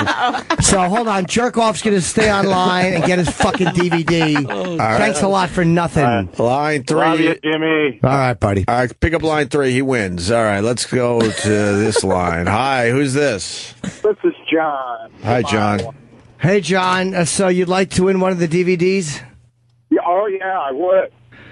All right, cool. This is not going well. Hold on a second first, Jimmy. I want to know about the shit talking from Dalvin guy on Rogan's podcast. Why is this dude trashing you, Opie?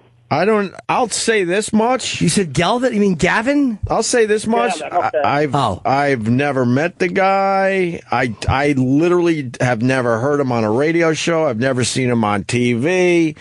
Yeah, I've never heard of him either.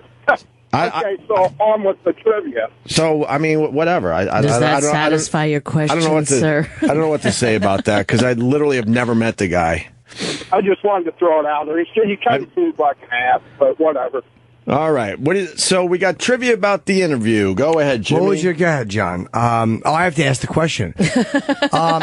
Lea Thompson said that her and Crispin Glover did something to prepare for their final scene. Ooh, so why don't you take what will probably be a wrong guess? Take a shot at it if you were listening. Oh, what? I don't know. Exactly. It was fucking so obvious. We just talked to her. She just said it. Why do you take a fucking guess? What do you think this is going to be? How do you expect to win this? They kissed? No, stupid. They didn't kiss. Brother. No. Were you listening to the interview? Yeah, I was less into there. It was a big part of the interview. Yeah, where did you go when that part came up? Why did you call in if you don't know anything? Yeah, you're watching the Rogan podcast. Here's a Gavin question. How about you pay attention and you do that in the fucking commercial breaks? I know. All right, you fucking bag of cocks. Hold on, and we'll give it to you anyway. Fucking shit call. The answer stink. You know what? I'm not going to give the answer away. No, don't give the answer. But give him the DVD. Line 8 wins, because maybe, let's see if line 1 has that answer. Line 1, do you have the answer to the question that Jimmy just asked, the other caller? Paint the volcano. Cool, but that's not the question for your piece of trivia. No? No, you just wanted to prove how fucking stupid the guy before him was. But I thought we could quickly we have 7 of these to Yes, give we away. do. We're going to ask another question. Forever. This is trivia about the interview. Oh my God! To get to the question, you have to answer the last one. That's right. The guy didn't get. This All is right. a tough. So, what movie did Lea Thompson do with dice? I know it. Ooh. Hello, sir. Do you know? Where's this guy? Are you still there? Oh, I didn't hear the question. What are you doing? He's got his nose weird. buried in some other guy's belly button. Yeah. All right, sir. What movie did Lea Thompson do with dice? Oh, I don't fucking know. She said, Oh my God! What's that? I knew the paint the volcano one. Yeah, you did, but that wasn't the question to you because you had plenty of time to internet that because we're already gone viral on the interview. So you probably just looked it up. So you didn't hear the interview? No, I heard most of the interview. But what happened when we mentioned dice? Would you turn it off?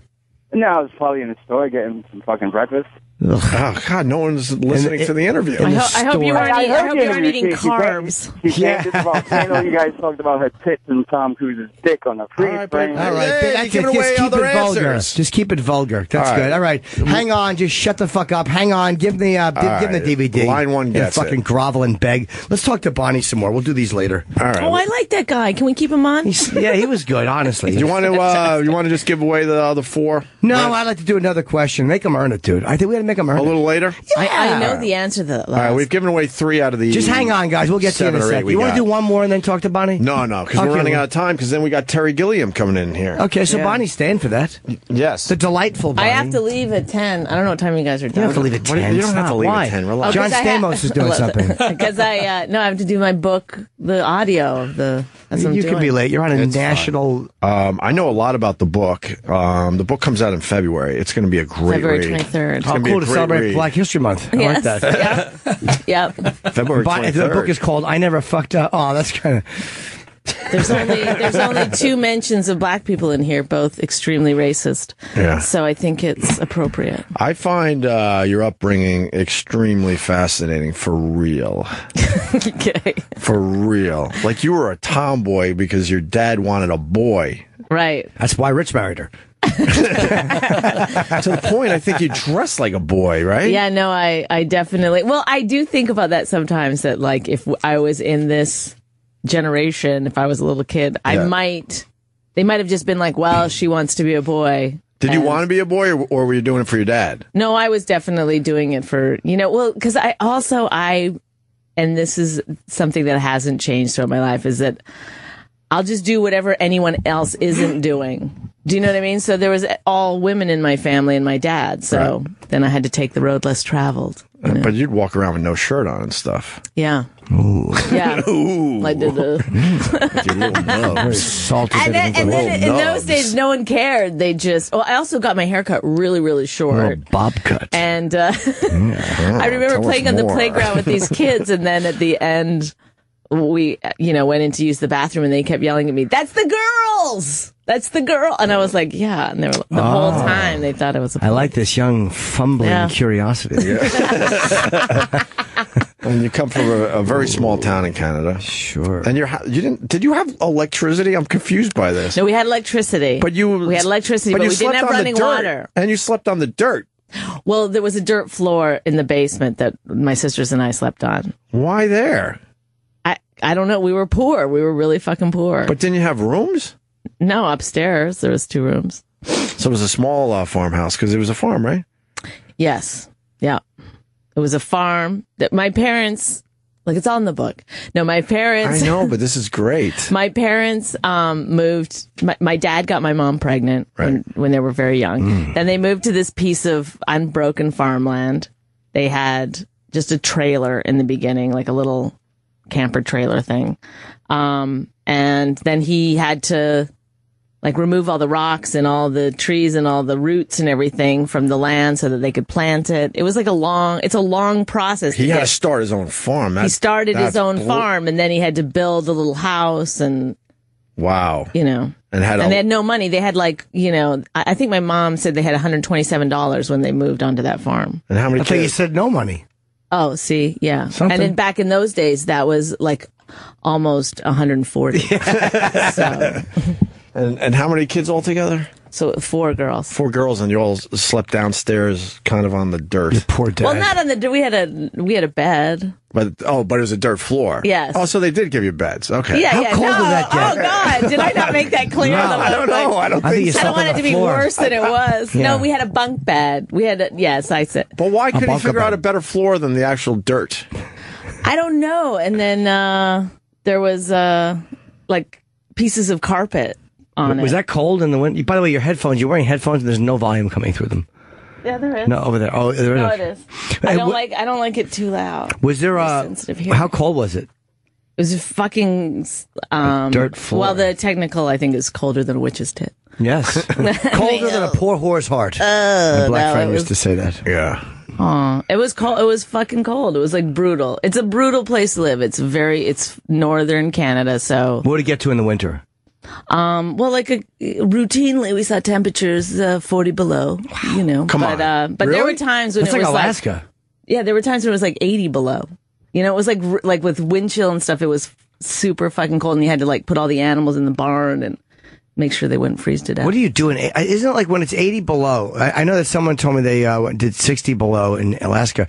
Your skin can only be exposed to that for like 30 seconds. Like you can't walk around without a hat, or you can't do anything at 80 below zero. No, you can't use the outhouse. You have an outhouse? No, you don't. Yes, we had an outhouse. So wait, what are you doing at 80 below and you got to drop a deuce? What are you shitting in a pot? We had a can in the bathroom. Really? You shat in a can? Well, it's like a tall can and it has a seat on it. How bad did it smell? I don't remember it smelling, but my dad's had to take it out routinely. In 80 below zero, he has to log a fucking. He's got 4 cranky women on their period, and he has to fucking haul their tamps and shits out in 80 below zero. Man's a hero. Yeah, and I don't know where he I never figured out where he dumped it. Like I wasn't out searching for it. He probably had a hole dug or something. That's a fucking terrible thing. Yeah. 80 fucking below. People work hard. Like, there's people that work, like, my parents worked really hard. They had to have worked hard. They start from nothing. Yeah. With not even farmland. They had to figure out how to make it into farmland. Yeah. And I went up there. How far was when you got married? How far was that from where you grew up? Edmonton, right? Edmonton. Yeah, that's like 3.5 hours. Okay. I thought I was actually where you grew up. No. We're much farther north. Than Edmonton? Yeah. Jesus. Yeah. What town? It's called Cold Lake. Cold Lake. Appropriate. Very appropriate. Do they have normal plumbing? That lake was cold. Are they still dumping in buckets up there? No. I mean, first of all, it's like not everyone lived like that. That was, It was how you guys lived. That was how we lived. I understand that, yes. But it also, the town is much bigger now. It's huge. There's a couple of stoplights. Okay. Ooh. There was no stoplights? We have 2. There's an A&W and a Tasty Freeze. Nice. I think there might be a Domino's pizza there. The other thing I find fascinating is that you killed the chickens to eat. Yes. I wouldn't be able to do that. I know it's weird but I do remember sort of just like having to tamp down some emotion in me. Oh, really? Yes. How old were you?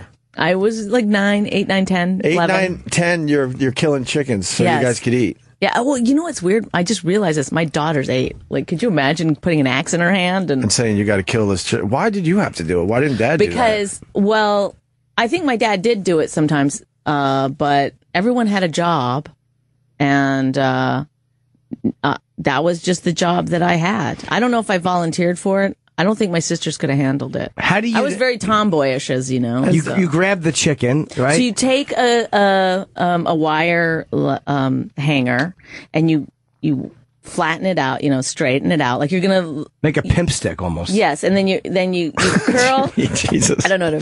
You curl the end of it back, so that it's like this hook, narrow hook, and then you go into the pen and you you go, I don't know how to explain it for She's the radio. making almost like she's making butter. She's stirring her you arm go in a in right and you circle. just like sweep. You just wipe through the chickens, and some chicken will get their fucking leg caught in that hook. And then you grab it out, you throw it down on the wood, the chopping block, yeah. and then you take the axe and you go.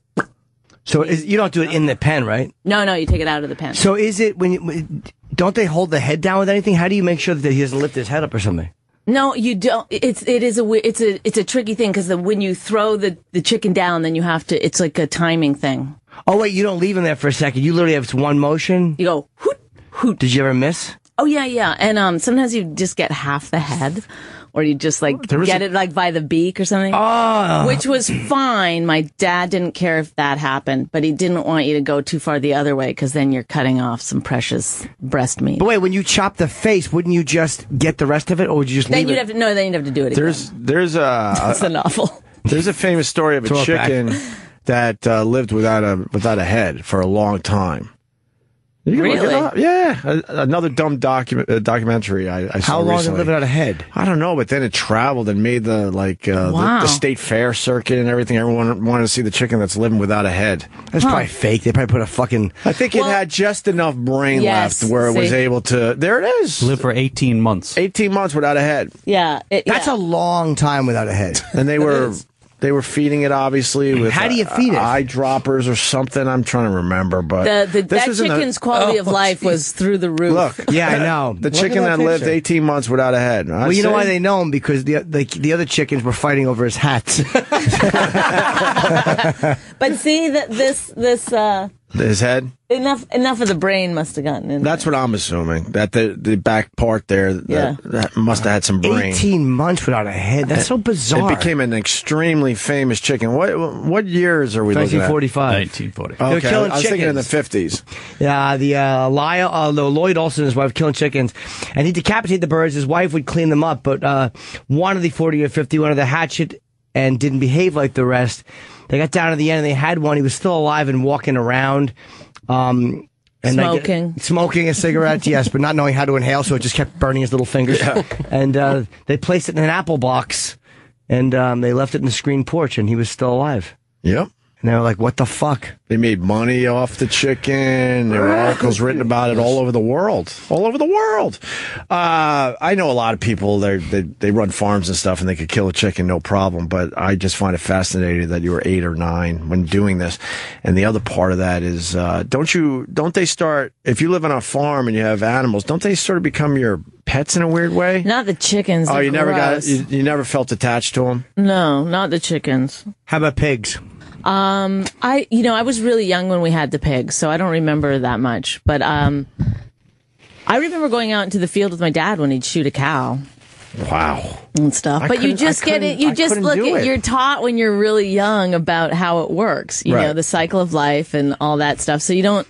It's not. It's like being taught anything. You just accept it when you're young. You're like, oh, okay. Why would he shoot the cow? He would be mad at your mom or something and take it out on the cows? Yes. It was symbolic. Right.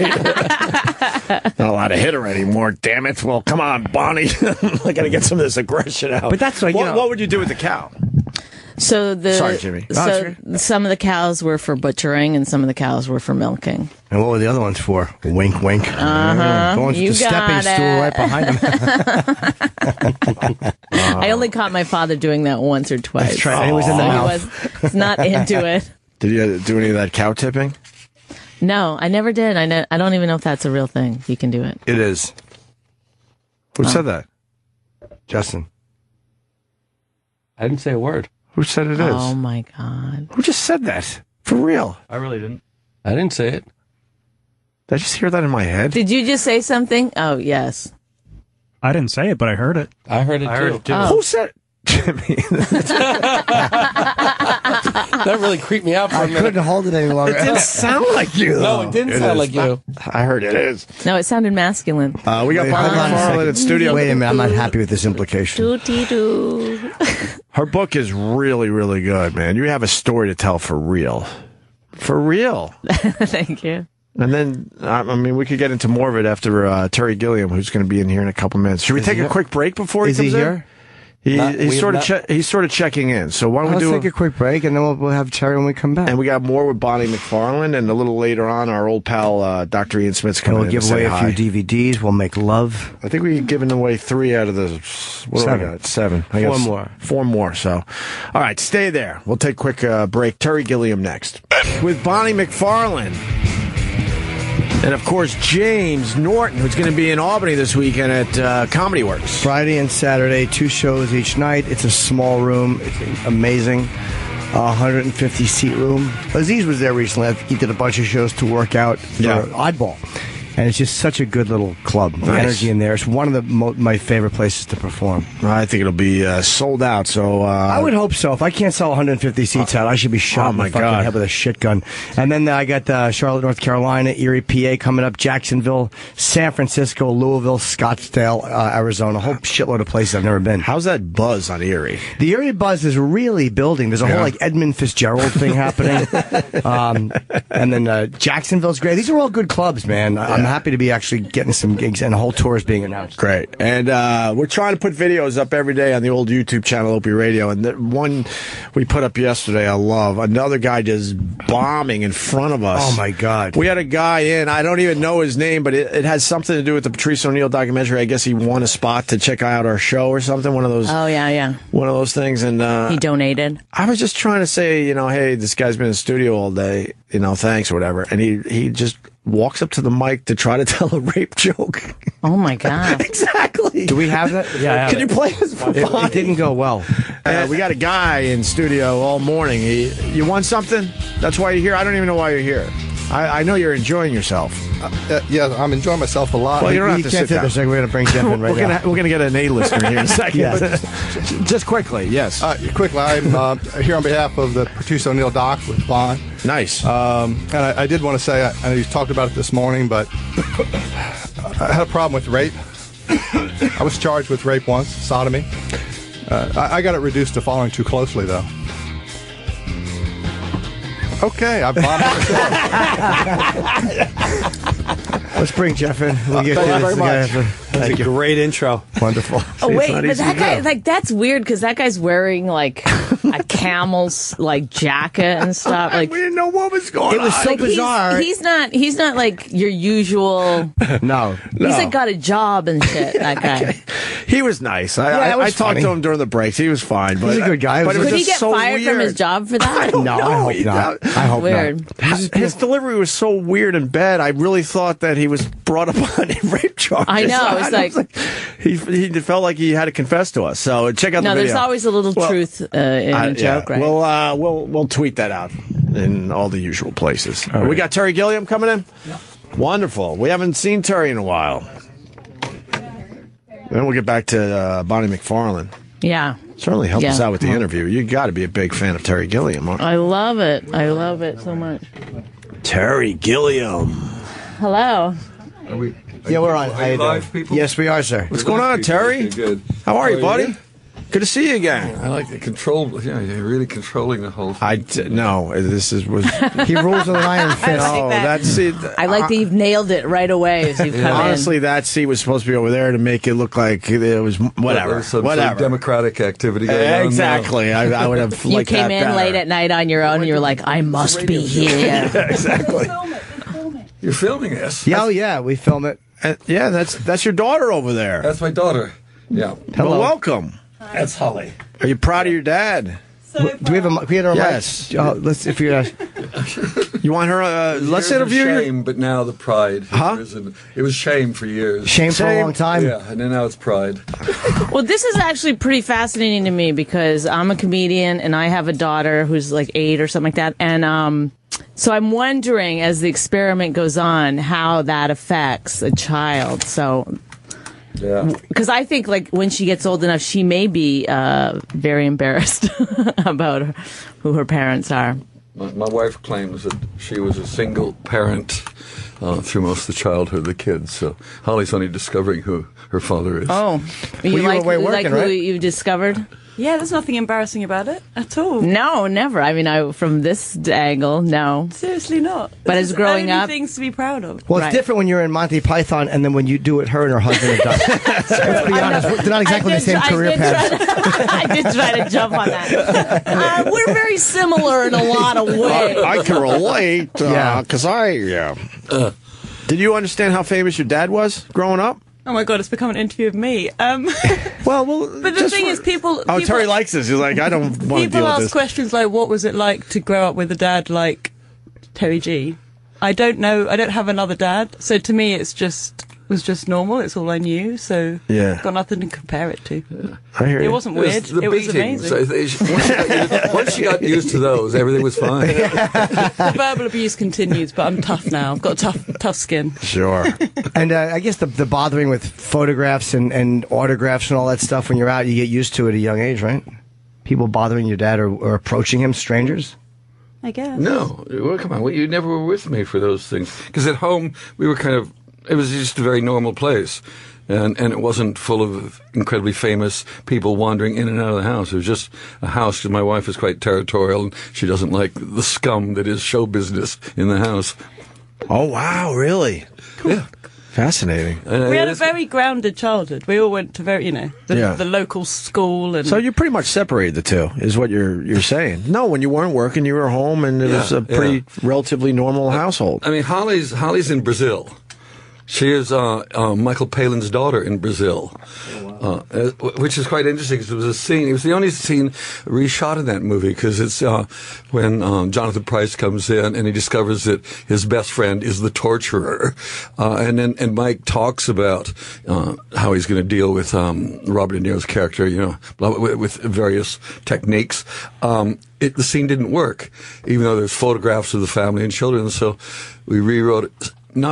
Not much, hardly, just a couple words, and plonked her in. So Mike is playing with toys and the little girl while he's talking about torture techniques. Yeah. And suddenly the scene just woof. Oh, that's funny. Yeah. And Holly was in it for the first day and then decided she didn't like a second day of filming. She only did one day. And so come time to shoot the second day, she takes scissors and chopped her hair off, so the continuity didn't work. And then she wouldn't go into the room. And then my wife, Maggie, who was doing the makeup, she and I were in the room. That was it. There was no rest of the crew. We had the camera, Maggie and me, and Holly. And eventually we got the line out of her. And there's the picture.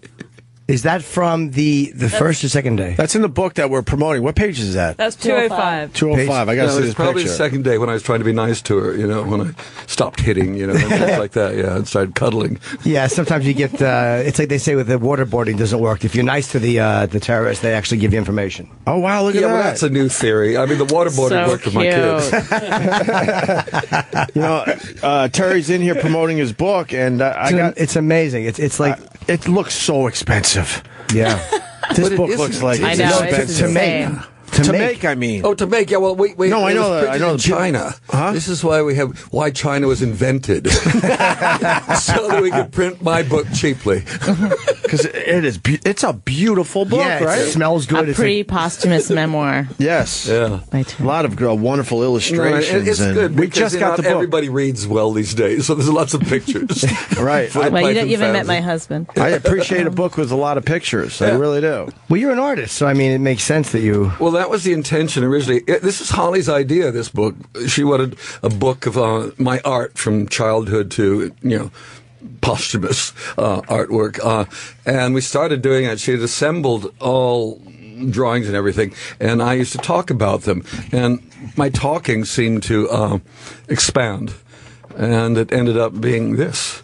So it's my grand theft autobiography is what I call it, and it's a semi-autobiography because it's not really complete. It is like Grand Theft Auto. It's a fast car chase through my life. Yeah. Bodies lying. A lot of dead hookers. Exactly.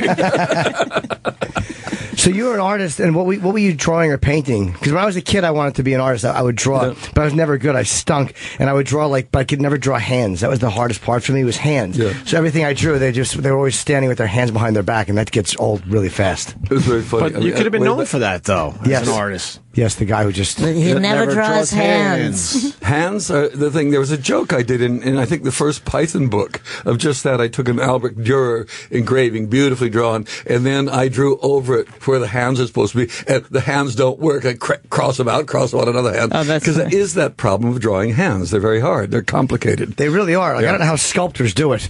Yeah, it's really difficult. So here's my favorite artist, and this is going to sound like I'm a fucking rube, and I probably am.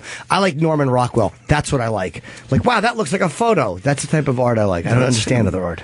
No, he's good. He sort of captured America, but it was a sweetened version of America. It was nice, that's true. He captured what I think he captured how America sees itself. Americana. I think you're right. Yes. You're absolutely right. In the 50s, that was the America I grew up in, and strange enough, my childhood was like a Norman Rockwell painting in the countryside.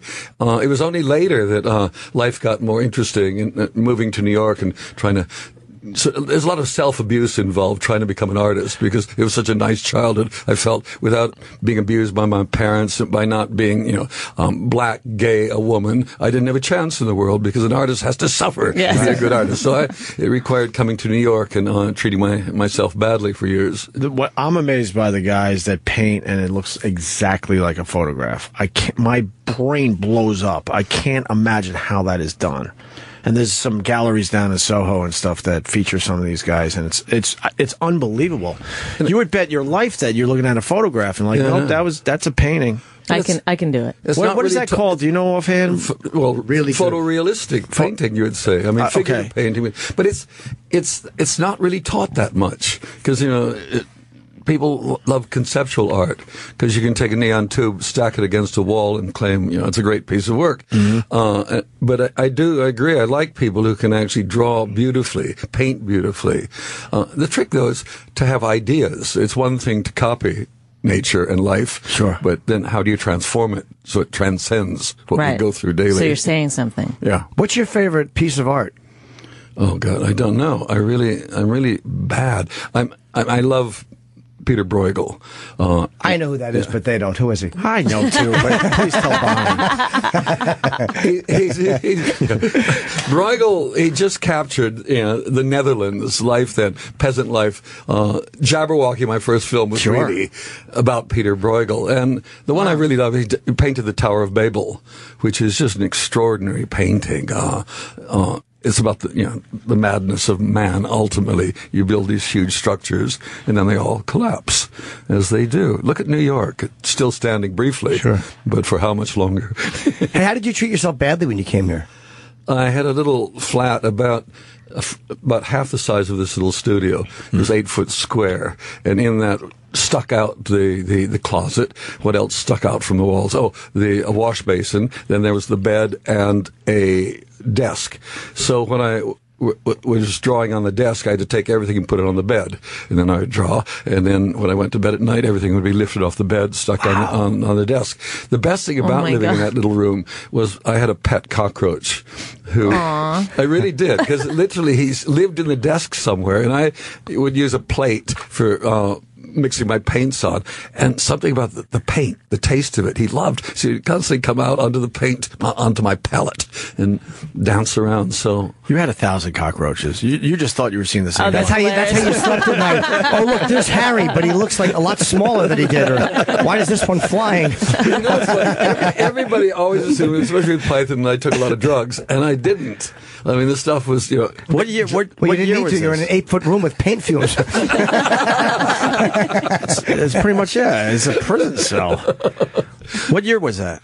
I got here in '62. I'm fascinated with old New York. Yes. Do you remember the rent, what it was back then? No, it was very low because I was working with Harvey Kurtzman, who gave us Mad Comics.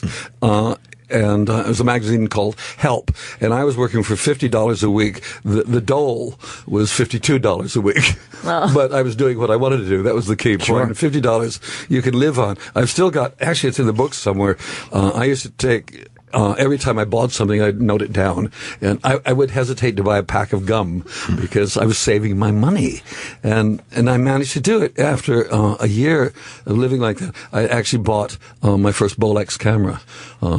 Cool. That was the beginning, I suppose. What do you remember about New York back in 60? You said 62, right?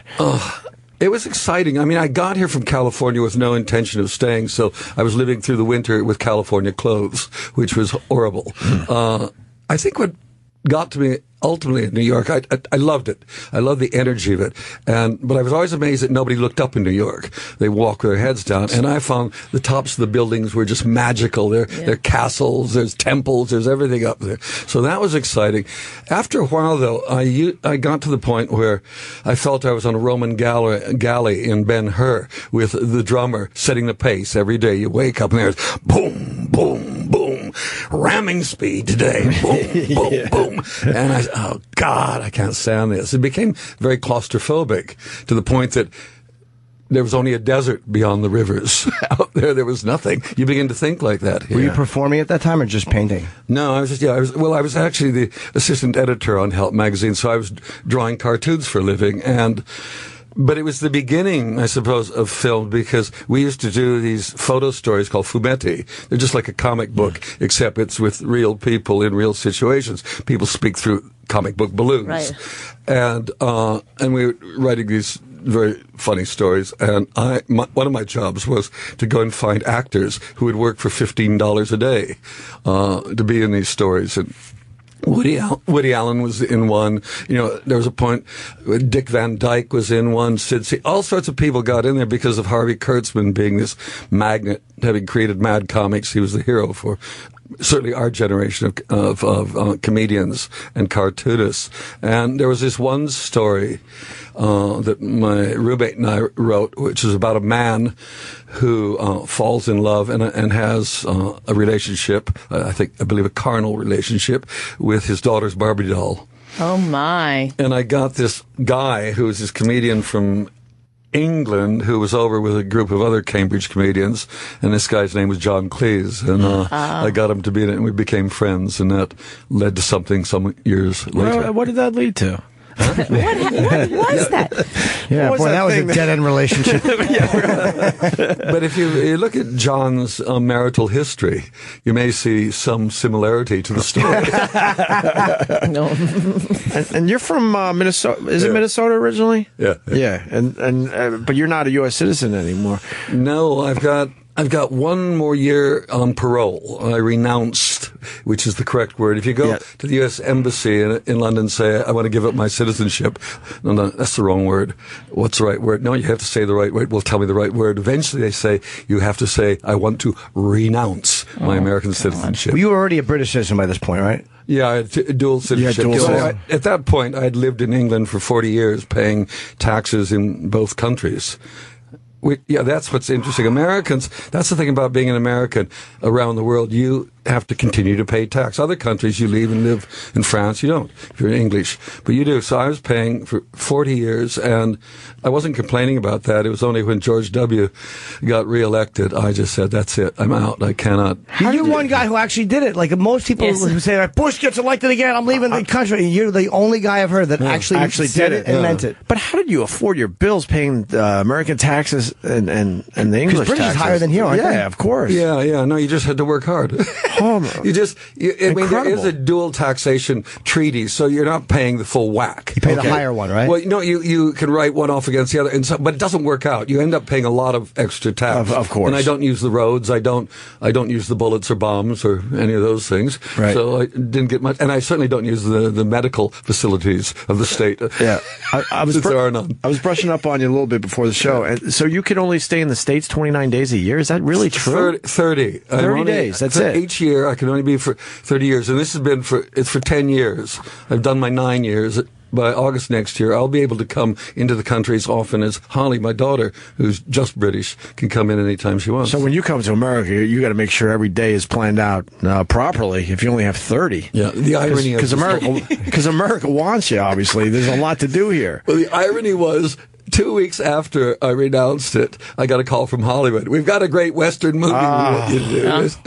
But if I make a movie, I've made 2 now in Canada. It's near. It's close enough. It's almost like during the Vietnam War when everybody went to Canada. Well, I'm living that 20 or 40 years later, whatever it's been. Yeah, there was some story about U2 where Bono had the same situation, and they did a show, and I think they had to go directly to the airport and it had something to do with this 29 or 30-day rule. It's the Garden, and they had to be in the air by midnight. Really? And we knew we know a bunch of the guys that kind of help out U2, and it was just a race to the airport. Like they needed the help of the NYPD and all sorts of stuff because the fines were going to be ridiculous, and that plane had to be in the air by 12:01. So the Irish cops came to the rescue of the Irish musicians. Yes. Great. Yes. As we're sitting there waiting for another song, they're keeping the lights low, thinking they're coming back out. No, that's so they have clear sailing. That's incredible. Out of the venue.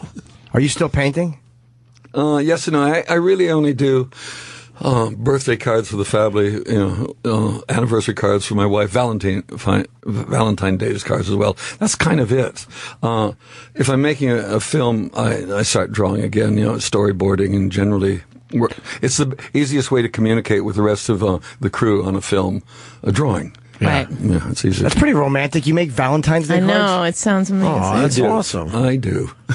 Wow. I finished my anniversary day card because today is the 20th. Yesterday was the 20th. Yesterday was the 21st. That was our 43rd anniversary. 42nd, sorry, I got that wrong. But I got the card done before I left. What a nice guy. Wow. I want to see the it's card. Not nice. It's the only way. Can you show me one in the book? Yeah. There's probably one in the book. No. That's got to really hurt if you see it in the trash the next day. It's like, oh no. There you go. 285. 285 in this wonderful book with a lot of illustrations. How do you feel about this thing? Oh, wow. I want one of those. Oh, nice. Well, he's not going to my birthday. marry him. I'm already married. Dare I say, that's gorgeous. That is cool. Happy Valentine. You've grown on me. And then there's a grow bag. Wow, look at the illustration. Plucking a radish heart out of my chest. Yes, I see that. So all right. So you kind of keep it. You keep it funny too. You don't just. Totally. There's no romance in my life. This is all comedy. It's all about the comedy. Yeah, you can't be. It's sappy. After 42 years, she's probably like, I know you're here. It's good. No. How do you feel about photo? This is something as an artist I want to ask you. There's this whole controversy where this guy was taking photos of art, like photos of people's photos, and selling them, and saying that's my art. It's a photo of art, and it looked like he was passing off these photographs as his own. And it was like a statement on what is art and what's not art, but it's like a really fine line in stealing and what's original art. Mm-hmm. Totally. I mean, that's all that happens now. I mean, there's very few really inventive people out there. I mean, the great one was Man Ray when he took the urinal, signed F. Mutt on it, and said that's art. Yeah. And that was the beginning on Dada art, and that was the joke. And everybody keeps doing versions of that. Right. And it's ridiculous. But I mean, I hope when he takes a photograph of another painting, he includes the frame, so you don't have to buy the frame. Well, there's a legal thing where they say he was sued, and I think they said something like it has to show that it's not it's a photo of something that's not his. It has to somehow show that whether it's. Did you see that thing that Banksy did last summer on Fifth Avenue? Yes. Which one? Oh, he put a little stall there. Yes. And there are all these paintings. It's called spray art. Oh, yeah. And he had some old guy sitting there. Selling them. I bought 4 of them. No, I'm not lying. I wanted to see what it felt like to say that. It felt good. Outside Central Park, yes. Yeah, and they were selling for $60 each. And what was... In the whole day they were there, they made $240 is all. Yep. Yeah. So people were wandering by. There was one woman, I think, who bought like 6, and she bargained down below $60 each. I bet you that one person told somebody, just go buy a couple of these. They're going to be worth a lot of money because they got a couple sold. But someone bought 4, I think. Like, I'm moving to Chicago or something. I think it was for his apartment just to throw on the walls. How much are those things worth now? 31,000. What is it? 31,000. Really? Well, it says they were bought for $60 a piece. Yeah. They snatched up 8. They made $420 was what it was. Yeah. Okay. Right. So they're saying those 8 are worth 31,000. It's got to be more than that. I love Banksy. I think Banksy is the guy because he's so smart. He's funny. He's satirical. He deals with real socio-political problems, and he's a good artist. Do you know what he looks like? No. It's I know. Do you? He's a woman. He's a woman. Is he? Yeah, a lot of people don't know that. Great. That would be great, though. I mean, in this day and age, to be able to keep yourself hidden. That's brilliant. I mean, it's like Kiss in the 70s pulled off the, we couldn't get you without makeup photos. Yeah. But, in the 70s, there was no cell phones. Yeah. Why am I saying this? Who cares? I don't No shit. Just fucking sounds are coming out of my mouth. No substance. It's making fucking noise. What's new? I know. For 25 minutes of that, my hole just opening and garbage falling out of it. Tell us about how hard it was to paint hands again. Yeah, I know. I really launched us into a great part of the interview with It's that. got our mud up there. That was the first one. That was the great joke. That was... Yeah, look at that. Once you do that and say, it's art. I'm an artist. I signed it. And that's found art. Yeah, well, what do you think of stuff like that, like Piss Christ? That was a big one too, where the guy urinated in the jar and he dropped a crucifix in. That was a huge. Missed that one. Yeah, it was a huge story here because the National Endowment of the Arts, which is funded publicly, people were like, "We don't want to pay for this." Try to take away the funding. They try to take away the funding because this guy urinated in a jar. And didn't Giuliani get involved too? Or no, something? that was the Virgin Mary dung painting in the Brooklyn Museum of Art. Okay. Yeah. And I think most of it is crap, quite frankly. I really do. I don't think it's very good at all. I mean, I think there's the world of art now is about the art market. It's basically a great con. And the greatest con artist out there is Damien Hirst, probably. Who's Damien Hirst? You are in touch with things, aren't you? I know, I'm really terrible. I'd like to come to New York. New York, right on the cutting edge. I just nod when I don't know. I know. Right. Is that a real question? Not for me. A lot of our audience. You're talking about the audience. What kind of audience do you have? Dumb people? Yeah. I don't know. I don't know. I really don't know Damien. Damien, Damien is the most successful artist on the planet today, the highest paid. Wow. He did the shark and formaldehyde years ago. He did. There it is. There's the shark and formaldehyde. He also did sheep in formaldehyde. He was very good at taking dead animals and preserving them in formaldehyde. And it was very shocking at the beginning, but he's gone on and on to do less and less interesting work. He does polka dots for one thing, and charges large sum of money, but the current stuff that people really like are these huge paintings like rose windows in a cathedral. Okay. And they're very beautiful, and they're all made out of butterfly wings. So somebody is plucking the wings off of thousands and thousands of beautiful iridescent butterflies and gluing while them they're up alive? There. They're real? That's the part I don't know. That's the good part. That struggle would be really exciting. That's art now. Yeah. To see that guy wrestling a butterfly down there. Yeah, ripping a wing off. Yeah, and then they just all walk away. That's what I want to see. There's Damien's polka dots. They're fabulous. Why is that fabulous? Because he's Damien Hirst. Okay. And people, and the 1% of the 1% need to show they are cultured people. And they need to buy the most expensive, the hottest thing going. So Damien Hirst provides the paintings for these people. Literally, they're just buying a signature in many ways. So you're saying those are real butterflies? Those are the ones before the wings are pulled off. Wait till you see the rose windows. You don't recognize them as butterflies. Yeah, show the rose window. Yeah. I enjoy a good butterfly room. Walking around, let them land on you and stuff. What is he? But then they fly away from you. You can't hold on to them, so you got to get them and rip those wings off. He probably gasses the whole room and then sweeps them up. Yeah, the Auschwitz for butterflies. Well, the artists don't really do it, right? They just have people do it. No, he has 3 factories. I actually know the lady who runs the factories. Aww. They're beautiful. They're beautiful kaleidoscopic things, but they're butterfly wings. So the butterflies have done all the work. I mean, I guess he pays for the glue. And that's it. What happened at the London exhibit? Which one? In the London exhibition, you had a butterfly room. So you would go in and it was a room, like you were saying. I love a good room filled with butterflies. Amazing in the right places, like zoos. But in an art gallery, it was a room and all the butterflies, they weren't flying around happily. They were dying in corners and kind of trying to suck some moisture out of a leaf that was it was really it wasn't set up properly. So are you stepping on them too when you're walking through, or is it? No, they haven't fallen to the ground at that stage. Okay. They're kind of hovering around, but they're definitely weren't. You've never been in a butterfly room? No, it would creep me out. I wouldn't go near it. It would freak me out. Those that would things creep you touching out? me. Yes. Oh, the butterflies? Yes. It's the happier things in life I can't handle. A smile hurts me.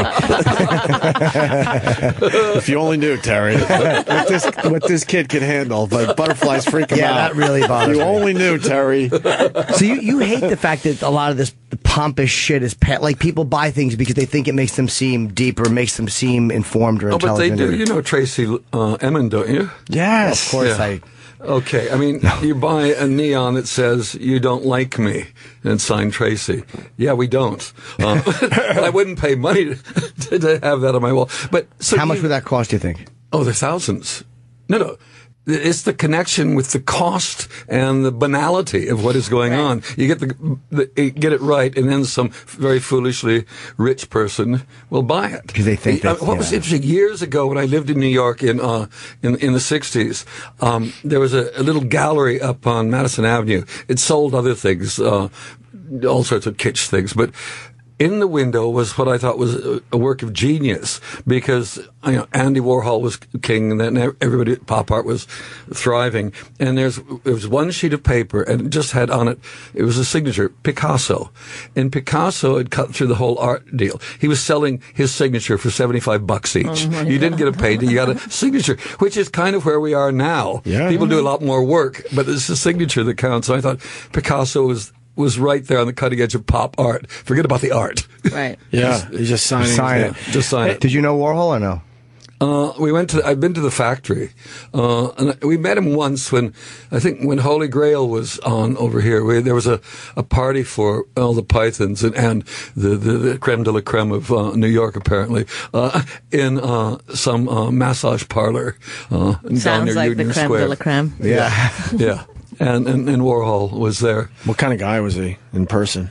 I didn't really. I mean, mysterious, just like what you saw. Kind of what you saw. Hey, I want to ask you about those over-the-top art projects. Like it's probably 10 years ago now when they did the Orange Gates in Central Park. Do you remember that? I just don't get that.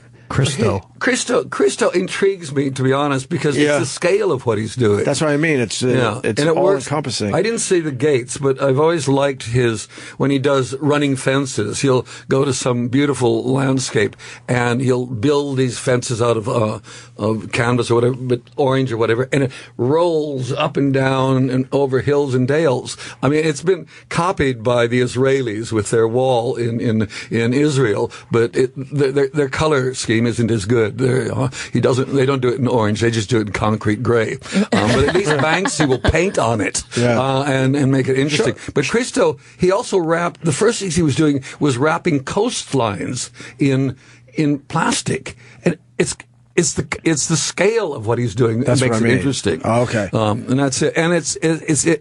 I don't think New Yorkers appreciate the Orange Gates. Do you have it do you have those pictures from Central Park? Yep. Yeah. It was so weird. The one thing that was kind of cool about it, there it is. It was in the middle of winter, so, the contrast of snow on the ground and bright orange was kind of cool. But I don't understand that doesn't do much for me either. I mean, it doesn't seem great. It's just his chance to have something in New York. But working at the scale he did on his other things with, canyons and all, that's quite impressive. But, okay. And then it's gone. It's impermanent. It doesn't last. It's there for a moment and gone. And they take it down. What's that pig thing he did? That's an island. Wow. He surrounded an island with fabric. Did he put fabric on, or is it just Photoshop? Yeah. He's gotten lazy. No. No, and the thing is, there it is. And, you can't have that in your front room. It won't go with the couch, will it? Oh, the environmentalists must have went nuts over that. No, we didn't have environment then. That was done years ago. Yeah. And the environment only came later. You know what? That's kind of cool. That I could see as being kind of cool and artistic, I guess. What do you think? Oh, yeah. What do you think of stuff like what Charlie Hebdo is doing? Listen, Charlie Hebdo. I was never a great fan of their comedy. I just didn't think it was that great. However, I would, it was ridiculous what happened. Oh, yeah. I mean, even bad comedy deserves to live. Yes. I don't know for sure. I agree. Well, who actually criticized them was Gary Trudeau. came out, and it was a really weird speech he gave where he almost said, like, hey, he didn't say they were asking for it, but in a really roundabout way, he said that they were they shouldn't have been doing that. And it was, don't poke the bear. On, Gary, what a wuss. Exactly. Yeah, exactly. Of course they should. Satire should know no bounds as far as I'm concerned. And they pushed the limits. And Python was much smarter. With Life of Brian, we only went for the Christians and the Jews. We left the Muslims alone. But maybe we were the reason the Charlie guys got it, because they realized they had to go beyond what Python had done. Well, I think also back then, too, Islam wasn't as spoken about even in those days as it is now. Even 25, 30 years ago, it wasn't considered to be the... But it seems like they were aware that could be, problematic. Terrorism was much more, virulent back in the 60s and 70s, folks. Come on. What's going on now? Nothing compared. The IRA were bombing London. Various Arab groups were kidnapping people. The Red Brigade was killing prime ministers in Italy. The Baader-Meinhof group was busy in Germany. It was going everywhere. Now it's basically America overreacting to a couple buildings with 5,000 people. A horror that happened, but America's overreacting. When I come to New York, it sounds like ISIS is on the doorstep. Bullshit. Yes, there are going to be wackos out there, and wackos that are religiously motivated are a little bit more intense than just wackos. Yeah. But that's about it. It doesn't take much to blow up a place, kill somebody. I don't like any of it. I hate it. Were you guys scared to do Islam or no? Were you guys scared to do it, or you just didn't? No. It just the audience wasn't big enough. It is now.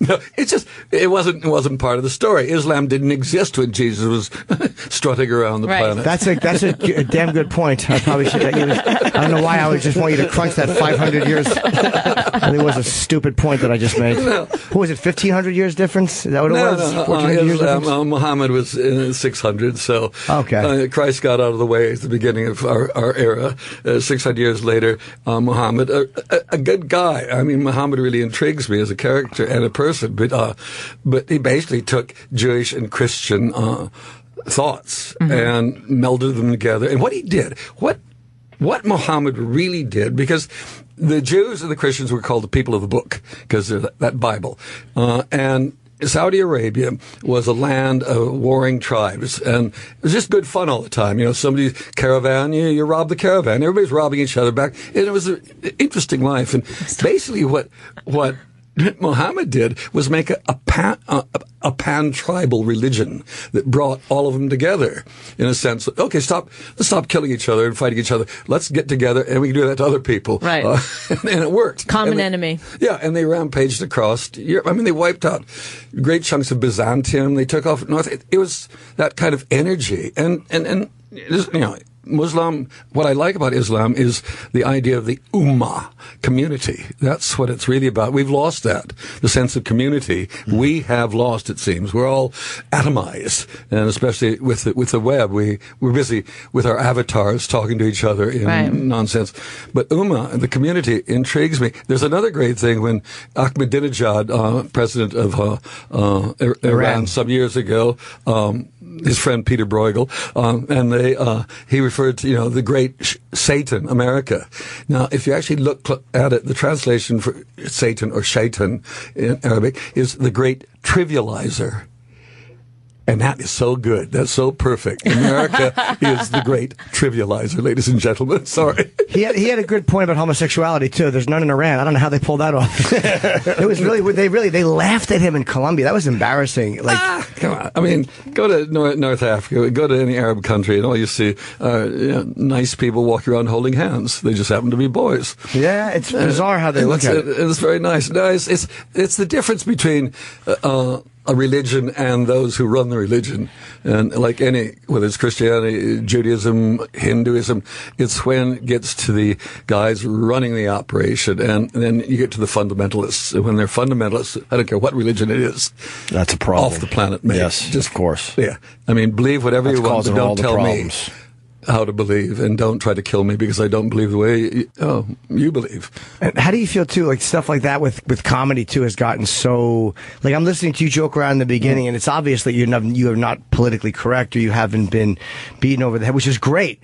And it's just so much different now. I mean, I notice that when I'm working, like, there's certain things I could say 2 years ago that now are a problem. This makes me crazy. I know, because everybody's getting so thin-skinned. First of all, everybody's waiting to take offense and get angry about it because you've said something. I want to keep offending people, quite frankly. Yeah. It makes you think. Okay, argue your point. If you don't like the way what I say, well, argue with me. And let's have a conversation, a discussion. Let's do something. And I don't like, there's a deformed person over there. Let's all make fun at him. That's not comedy. That's just bullying. But comedy, you should be able to, turn and make fun of almost any sacred cow. I think that's the test of a sacred cow.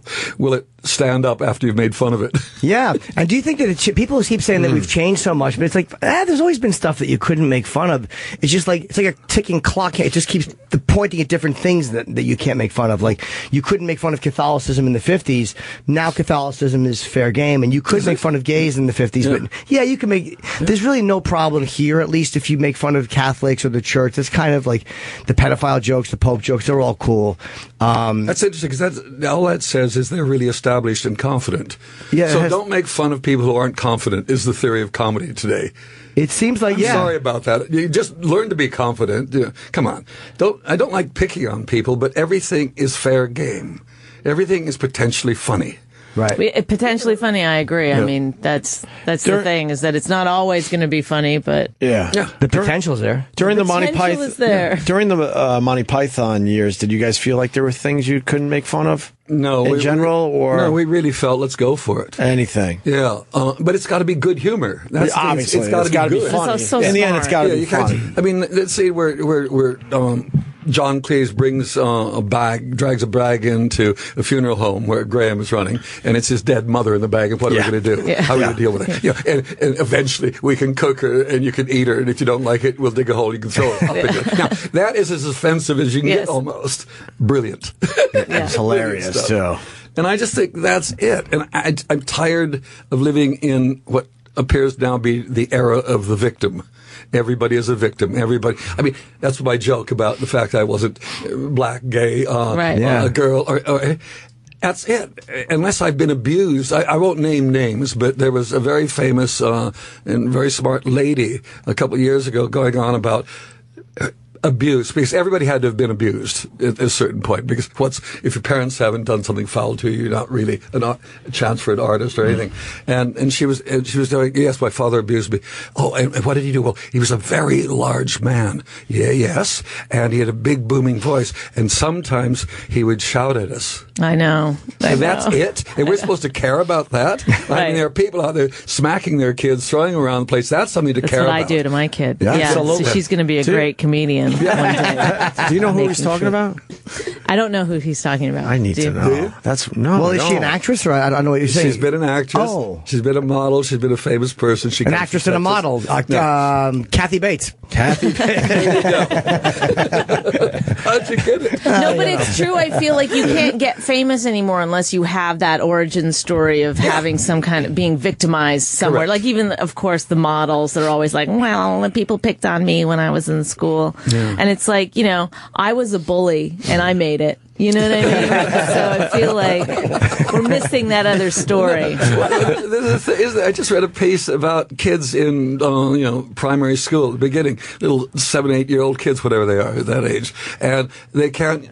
The girls have been turned into cadres of monitors that roam the playground to find out if a kid called another kid a sissy, which is sexist. What happened? So the boys get called sissies, the girls get called tomboys, and they shrivel up and die when those words are said. This is crazy. Well, because I feel like they don't have, then they don't develop any coping skills for when later in life you need them. But that's why you want to be called a sissy or a bully or whatever, and to deal with it, because you don't. How do you grow up? How do you develop character? I mean, and you can either decide to be very. Be a world dominator. You've been picked on, so I'm going to be, I will dominate the world. Right. And the first thing, then you're smart. Kill the Jews. Yeah, any of that. You do that, or you become. Are they still shouting that one? I don't know. We've moved on. I'm married to a Jew, so I shouted a lot.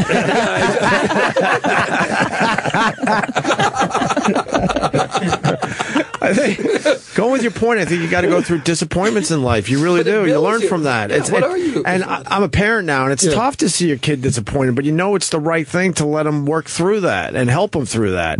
And nowadays with this PC culture, and we talk about it all the time on this show with the participation trophies, and you don't really acknowledge anyone winning. They don't keep score and all that. And then you get these stories here in New York of these kids are jumping off buildings because they can't handle that all of a sudden that they're not getting a perfect grade or whatever. Yeah. It's nonsense because the rest of the world's not playing this game. Of course. There's competition all over the world. It's getting worse and worse as far as competition goes, and we're coddling these kids as they come up, and I just don't understand where that's coming from. It's just this thin skin. I just keep saying, my whole philosophy of life is sticks and stones can break my bones, but words can never hurt me. Get used to it, kids. Oh man, words hurt now. Yeah, words hurt. Are the weapons now, but it. There was a few years ago. I bumped into a woman who, I made this Brothers Grimm film, and she was going on about she was German actually, and her daughter she wouldn't read Grimm's fairy tales to her because she didn't want to frighten her. I said, what? Yeah. Those tales are the ones you deal with witches and ogres and giants and all sorts and you come out usually with a happy ending. But it's training for life itself. Mm-hmm. But she was going to protect her daughter. Well, trigger warnings now are a big one, too. And this is college students asking. This is how bad it's got in colleges. But President Obama came out and said, stop being so sensitive. Yeah. Like, they want trigger warnings. If there's going to be something mentioned which could trigger something, you're supposed to tell them ahead. Trigger you haven't heard Look this it up yet. If you really want to get nauseous on the flight home. Google trigger warnings and read about it. It's enraging. Can you get an example? Like if they're going to talk about something, there was a big one in the. They might have I'll try to Google it. A rape reference in it or something, or say a murder, whatever it may be that may trigger a memory or may trigger a feeling of negativity in somebody. Man, Jimmy, I don't think it was even that bad. No? When this story came out, I think it was so ridiculous. Well, they use them for. I don't remember what story triggered us talking about it, but the word guacamole for me. Absolutely, yes. Yes. I don't want to say what happened. And the word peanut butter triggers our dog, so. I told you that in confidence. This was about a year ago. But sexual abuse is everywhere in the news. That sells newspapers now. Sure. Yes. Now, Terry, can I just to end that topic? So in England, is it the same stuff? This PC thing, and everyone gets a trophy. So it's not just America. No, not that hasn't reached that point yet. There's still competition allowed. Yeah, okay. Yeah. But you see it happening as much. But it's everything. I mean, the thing that I'm a bit obsessed with at the moment is sort of a sexual witch hunt going on in England at the moment. And so in the papers, every day you're reading about sexual abuse. And I just want the abusometer to come out. I want to know what we're talking about.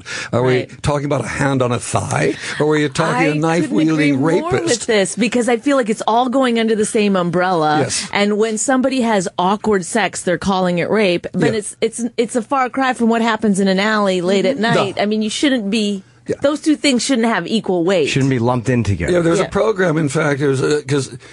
Chrissy Hine from the Pretenders, she wrote a book, and one of the things in it, she was this one particular night. She was drunk, she was on drugs, she was wearing her mini skirt, she got involved with some really bad guys, and it went really sour. Yeah. And she said at the end of it, that she felt she was partly responsible.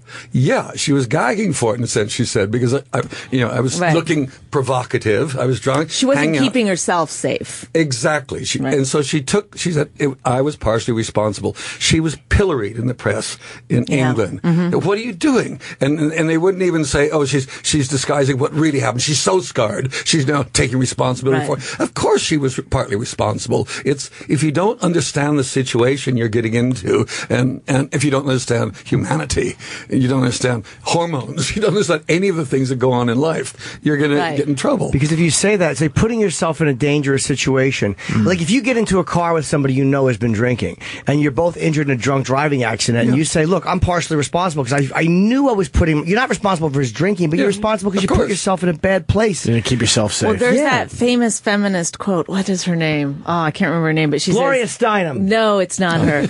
But she said if you leave your car on the street running and the door's unlocked, like, yes, you shouldn't have that car stolen, but no one's going to feel sorry for you when it is stolen. Yeah, exactly. That was the quote? Something like that. Yes. I butcher every quote a little. But she was actually talking literally about cars. Yes, so nothing to do with women. She was. Yes, she was an auto club spokesperson. Was it a really trashy pickup? Or is that what it was? That's a wordy quote. It was a shiny red car. Yes, when they equated that to rape, she's like, "Why am I talking about that?" I'm not talking about rape. Oh, cars. Oh my god.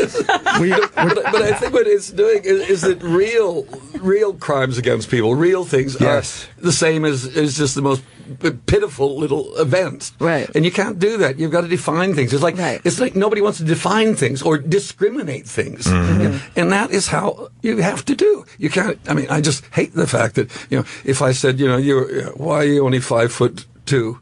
I'm 5'7". Oh, really? You only look like 5'2" from here. How dare you?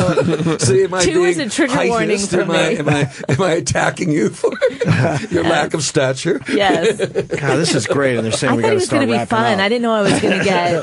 No. We got a girl here. Let's abuse her. I'm used to that. Trust me. Terry, we only have literally a minute left. I don't even know if we sold the book properly. What can we say about this book, please?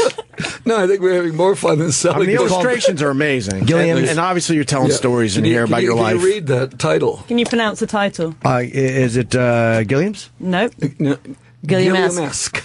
Gilliam-esque. Oh, you know what? I didn't see the cue. I didn't see the cue because I thought that it had a pre-posthumous memoir written in it. You got distracted by that. Gilliam-esque is the name of the book by Terry Gilliam-esque, and you Gilliam. won't be able to read it in the bookshop. But I love this. I love the front cover because it's literally you have so many things going on in your head, and they're all coming out the top. Yeah, Gilliam-esque. You're a very talented man. You're an artist, you're a writer, you're a performer. Why is she abusing me? And I like the fact it says it looks like he wrote it in marker. Let me finish. It says me, all around. Yeah, I thought I'd be honest. It's awesome. It is an autobiography. It's about me. and just are you doing any book signings? I've done that. Are we? Okay. I sign them in advance because I don't want to meet my fans. I met them once, and I don't want to ever meet them again. They scare you, right? And our fans scare the hell out of us. I don't know why we do this. I know, but at least you can outrun your fans so easily. I hope. Jesus. Oh, great. These guys are nuts. They're fucking scary people, Terry. Holy fuck. No, we've inspired these people. We've I don't know what the hell happened. Yeah. I know. And you, I guess, before we wrap up, the Monty Python live reunion. I mean, obviously a bust. I mean, I thought it would sell out faster than 43 seconds. I mean, Jesus Christ, you can't sell it in 02 and 30 seconds. You just wrap it up. Wow. And that's it. That's why we're not doing another one. Yeah. We breeze through on that. The next thing you know, it's going to be 2 minutes. So how was it? It's fantastic because it was like, actually, it just looked like being in a small room with a bunch of friends. They just happened to be 16,000 people out there. Man. And they were doing all the work. We just had to turn up, stand out there. They know everything, right? Yeah. And it got very fun. It got sillier as it went on because John discovered the fact that when he fluffed something, it got a bigger laugh because they all knew what it was supposed to be. So he then started fluffing more and more. By the end, the show was nothing but fluffs. Yeah. That's amazing that people wanted to come out and see it live, and I was so happy to hear that. 43 seconds to sell out that type of audience. Are you guys doing anything else live, like here in the States? No. I think the doctor's been around. I think some of us aren't with us anymore, I don't think. Oh, no. I'm one of those. Yes, that's why you're writing a pre-posthumous memoir. That's called Gilliam-esque. Gilliam-esque. That's very well. There's a nice pause in the middle. I like that. It makes people think I don't know what I'm talking about. Yeah. But then I launch right into it. My heart jumped out for you. I thought, he's in trouble. He's on the air. He's crashing in front of us, and yet you pulled it off. I certainly did. Yeah. Terry Gilliam, always a great guest. Yeah, you're awesome, man. Let me tell you about our lives. So we had this amazing conversation with you, and after the break, we're going to talk about fruit smoothies. Yes, this is true. Yes, it's our enema segment. But we're brilliant at what we do. You watch; it'll be entertaining as all hell, Mr. Gilliam. Thanks. I just want to abuse myself. Yeah, this book is tremendous, and it really is. Can you sign it for me? Yes, I was actually going to sign it and hand it to you. So you can, yeah, I just dropped my pen like a clumsy zero. Yeah, this book looks really. Do I get to keep this one? Is that what it is? Oh, we have to buy our way on the show. Yes, you do. It's just like the old days with Dick Clark and everything. Oh, would you have to pay Dick Clark to be on the American Bandstand? Yeah. Oh, I didn't know that. No, I used to pay him not to go on the show. God. Wow, it's like a bringer show. All right, we got to get him out of here. Unfortunately, we got TV to do. And it was nice meeting Holly. Holly. What do you do, Holly? Before I don't know why I asked that tone. What do you do, Holly? What was it, 1930? I'm Holly.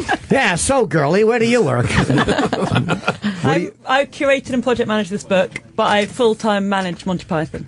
Oh, wow. Yeah. Whoa. Yeah. Just be quiet in the corner Get the over kids here. in so we can abuse them professionally. And I produced the live show. Wait, there is Did you one really? more. There's one more question. The animation thing that the news popped.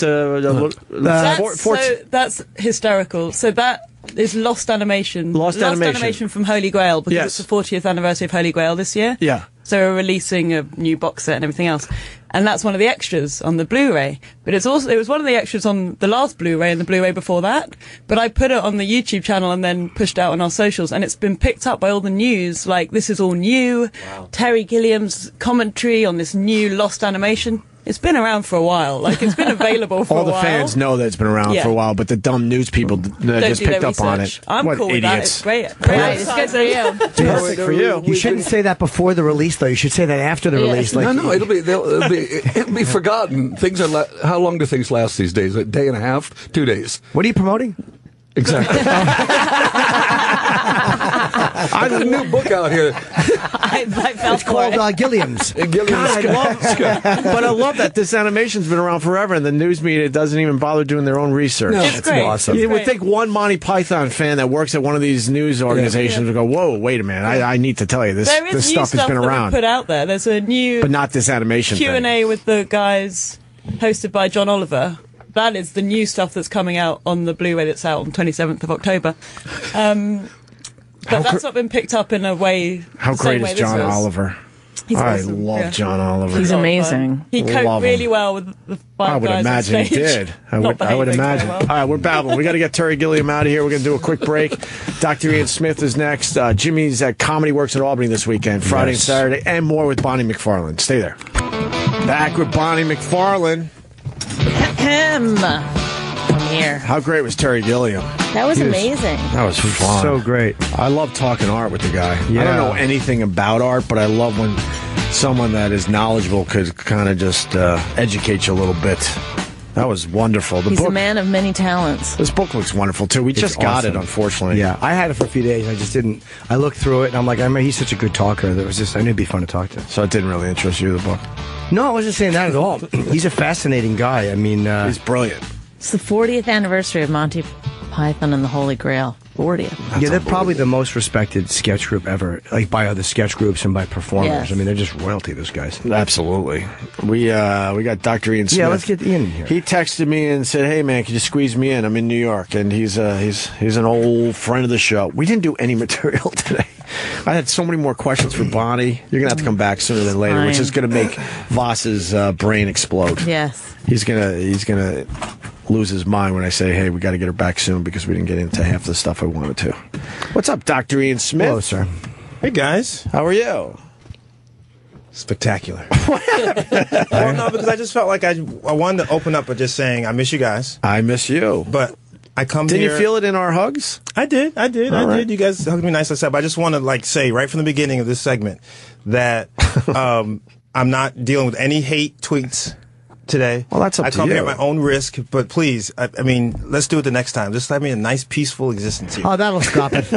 Well, that was a good way to do it. Oh, I didn't know that's what we had to do. Yeah, just before quietly ask them not to. Oh, please, guys. Also, I would like to say that. No negativity, gang. No, come on, guys. This is no negativity day on Twitter. Blessed. Oh, wow, it's that easy. Stupid us. Yeah, the best way Oh my to God, do that might have been. that's like inviting trouble. That's like you're now going to get double You what you've just ever made gotten. it so much. Yeah. You should have said, "I look forward to the hate tweets," and they would have been like, "Well, this is boring. He likes it." Yes. Don't do it. The old reverse psychology. You were never bullied in school, were you? You have no idea how to handle this. Definitely not that. Yes.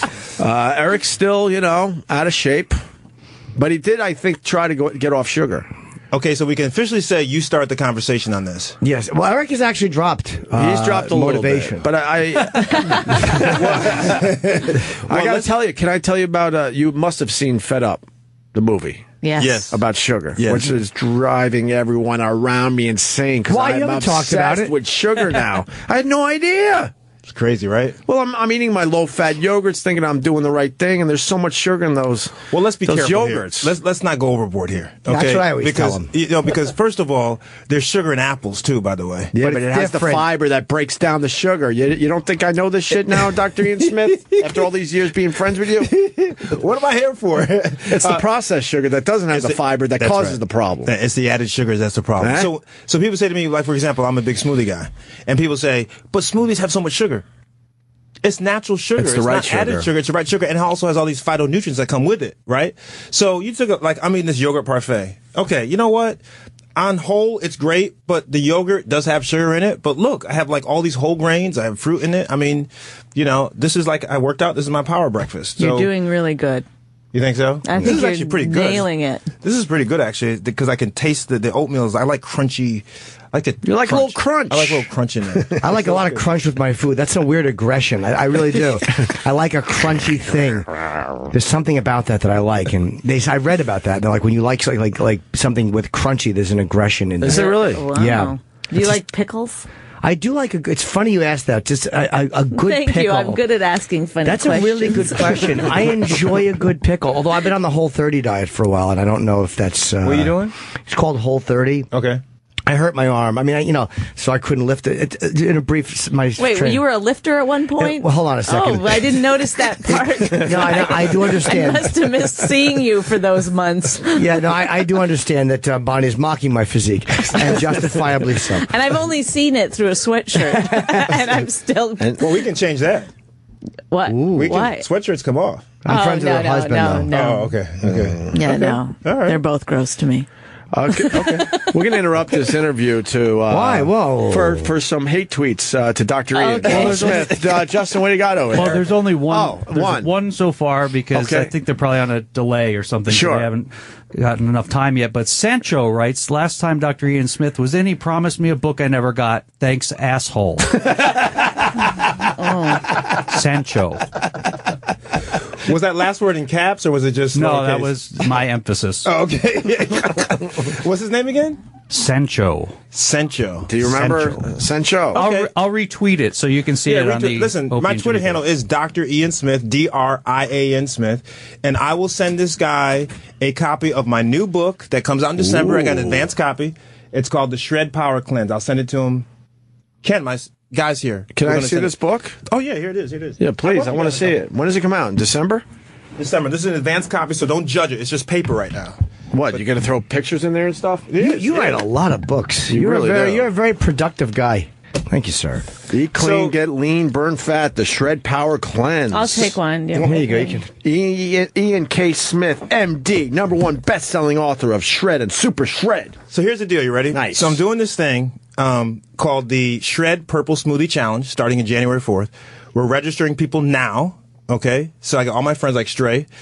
I'll tell Stray, by the way, you dissed us for golf today, but that's okay. I saw him on the street, and he was like, yeah. I go, Opie. Oh, yeah.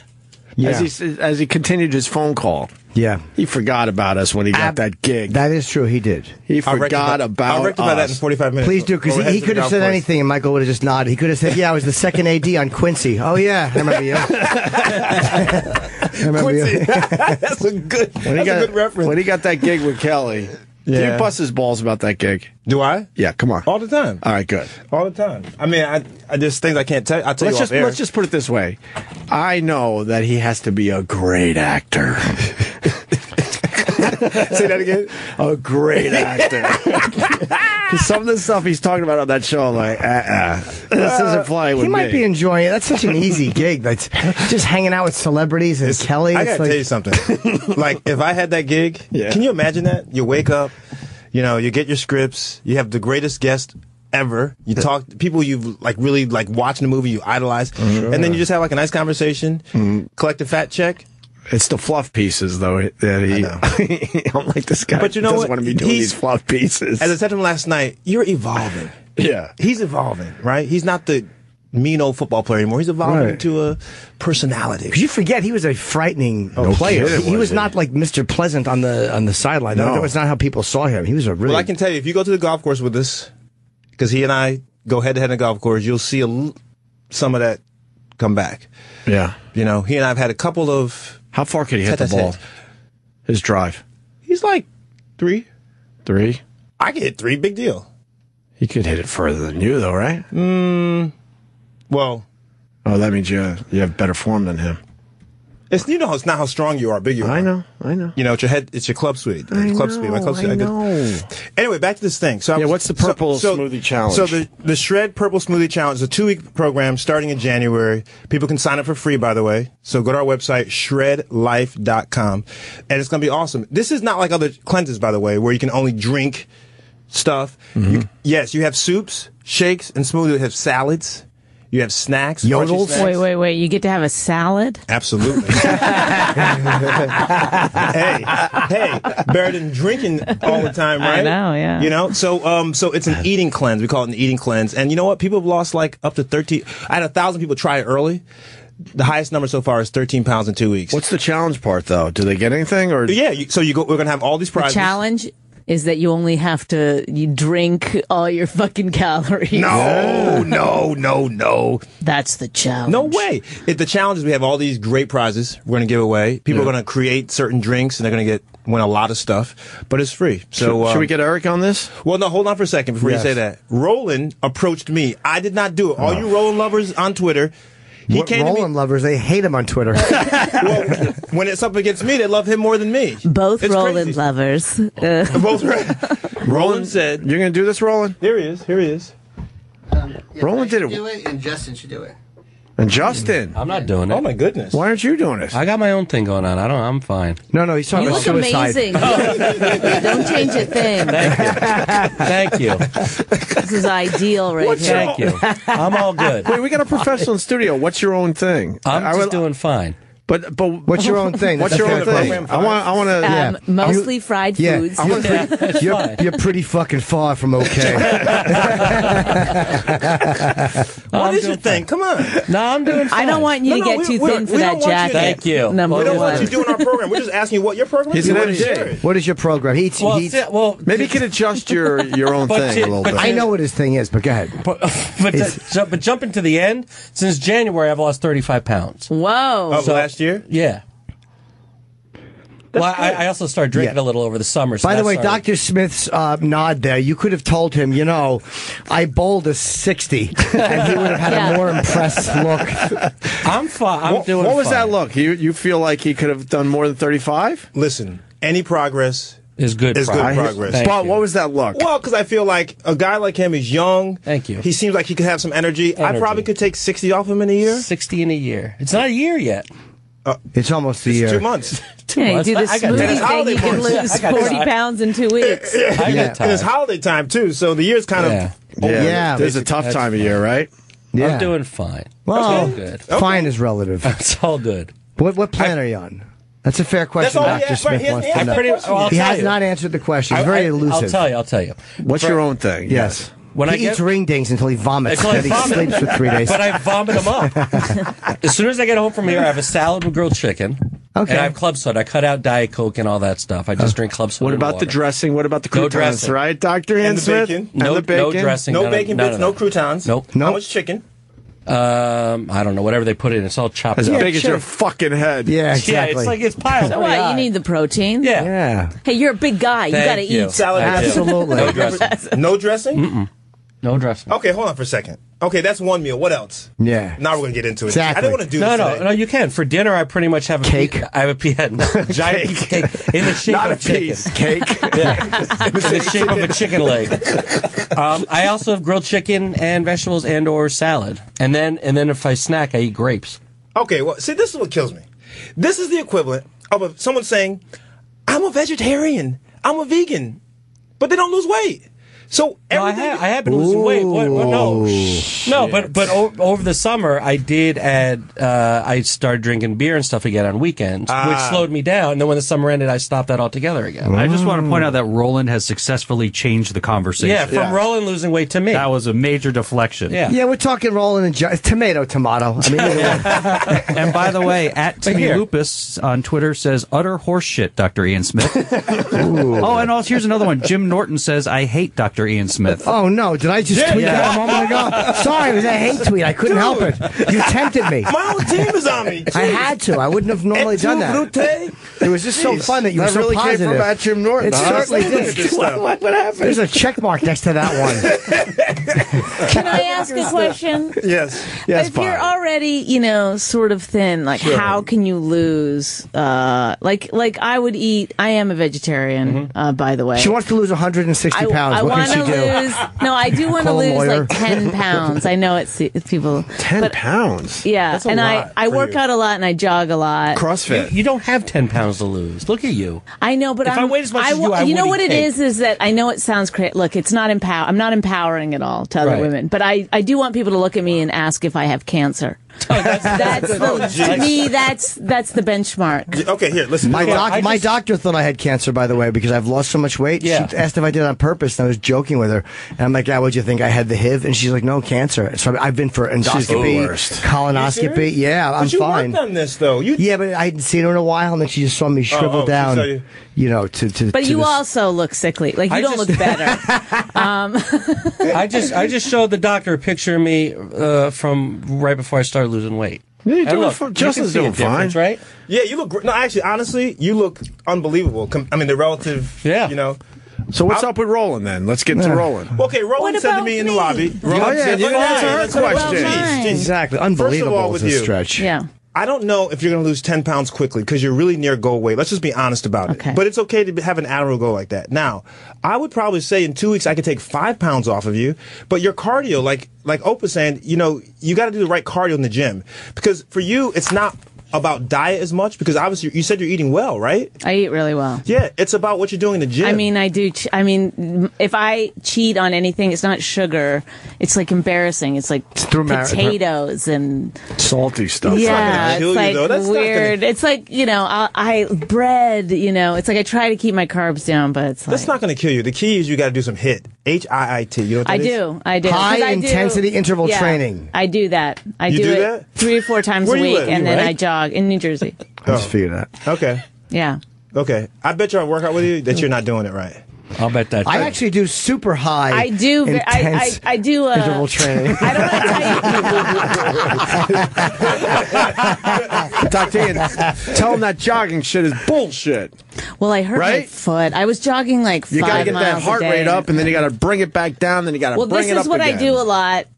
You do the segment. I'll leave. I do CrossFit. Okay, so I'm sure you have some issues with that. But very Catholic of you. I do, and then on my days off from that, I will either just jog for 5 miles, or I will do like 2 minutes as fast as I can, and then 1 minute slow, and then 2 minutes as fast, and I'll do that like 6 or 7 2 times. minutes is probably too long because you can't go really fast unless you're an African marathon runner for 2 minutes. I am an African American runner. Yeah, I that's knew the it. problem. Wow, you added Yeah. runner at the end of that. Through injection. Oh, I thought you said fucker.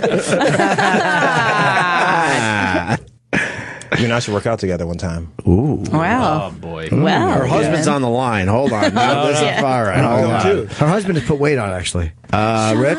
He looks great. So Dr. Ian Smith wants to work out with your Hold on. your He's wife. putting headphones on. If I could watch, I would love to.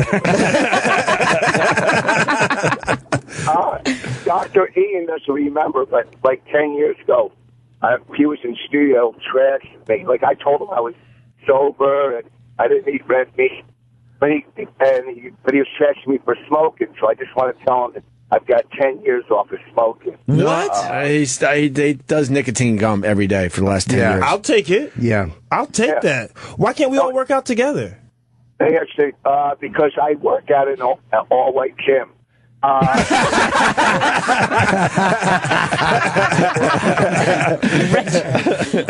Hey, but someone's got to be cleaning your floors. Wow.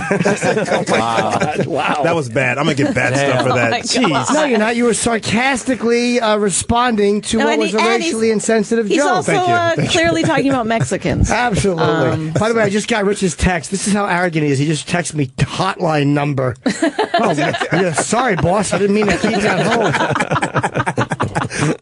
Hey, doctor, I'm going to play a golf course. I'm sure you played there.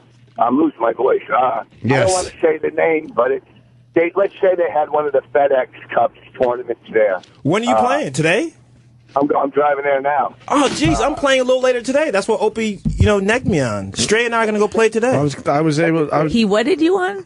He negged me. He said he's got something to do. I got things to do today, but I got the I don't know how you're spelling that. I got the invite to hit some balls with him and Stray. Why don't you go? I got shit to do. What? What do you have to do? This one point hitting balls with Dr. Ian Smith and Michael Strand, two celebrities. Yes. One celebrity. They're celebrities, but, What course are you going to play? They're barely in the celebrity world. I'll tell you offline. I would have hung out with Michael Strahan and Dr. Ian Smith. Had a few laughs. Strahan's actually really cool to hang out with. Yeah, I wouldn't know. I never hung out with him. We went to Barclays last night. Dr. Ian Smith is right here.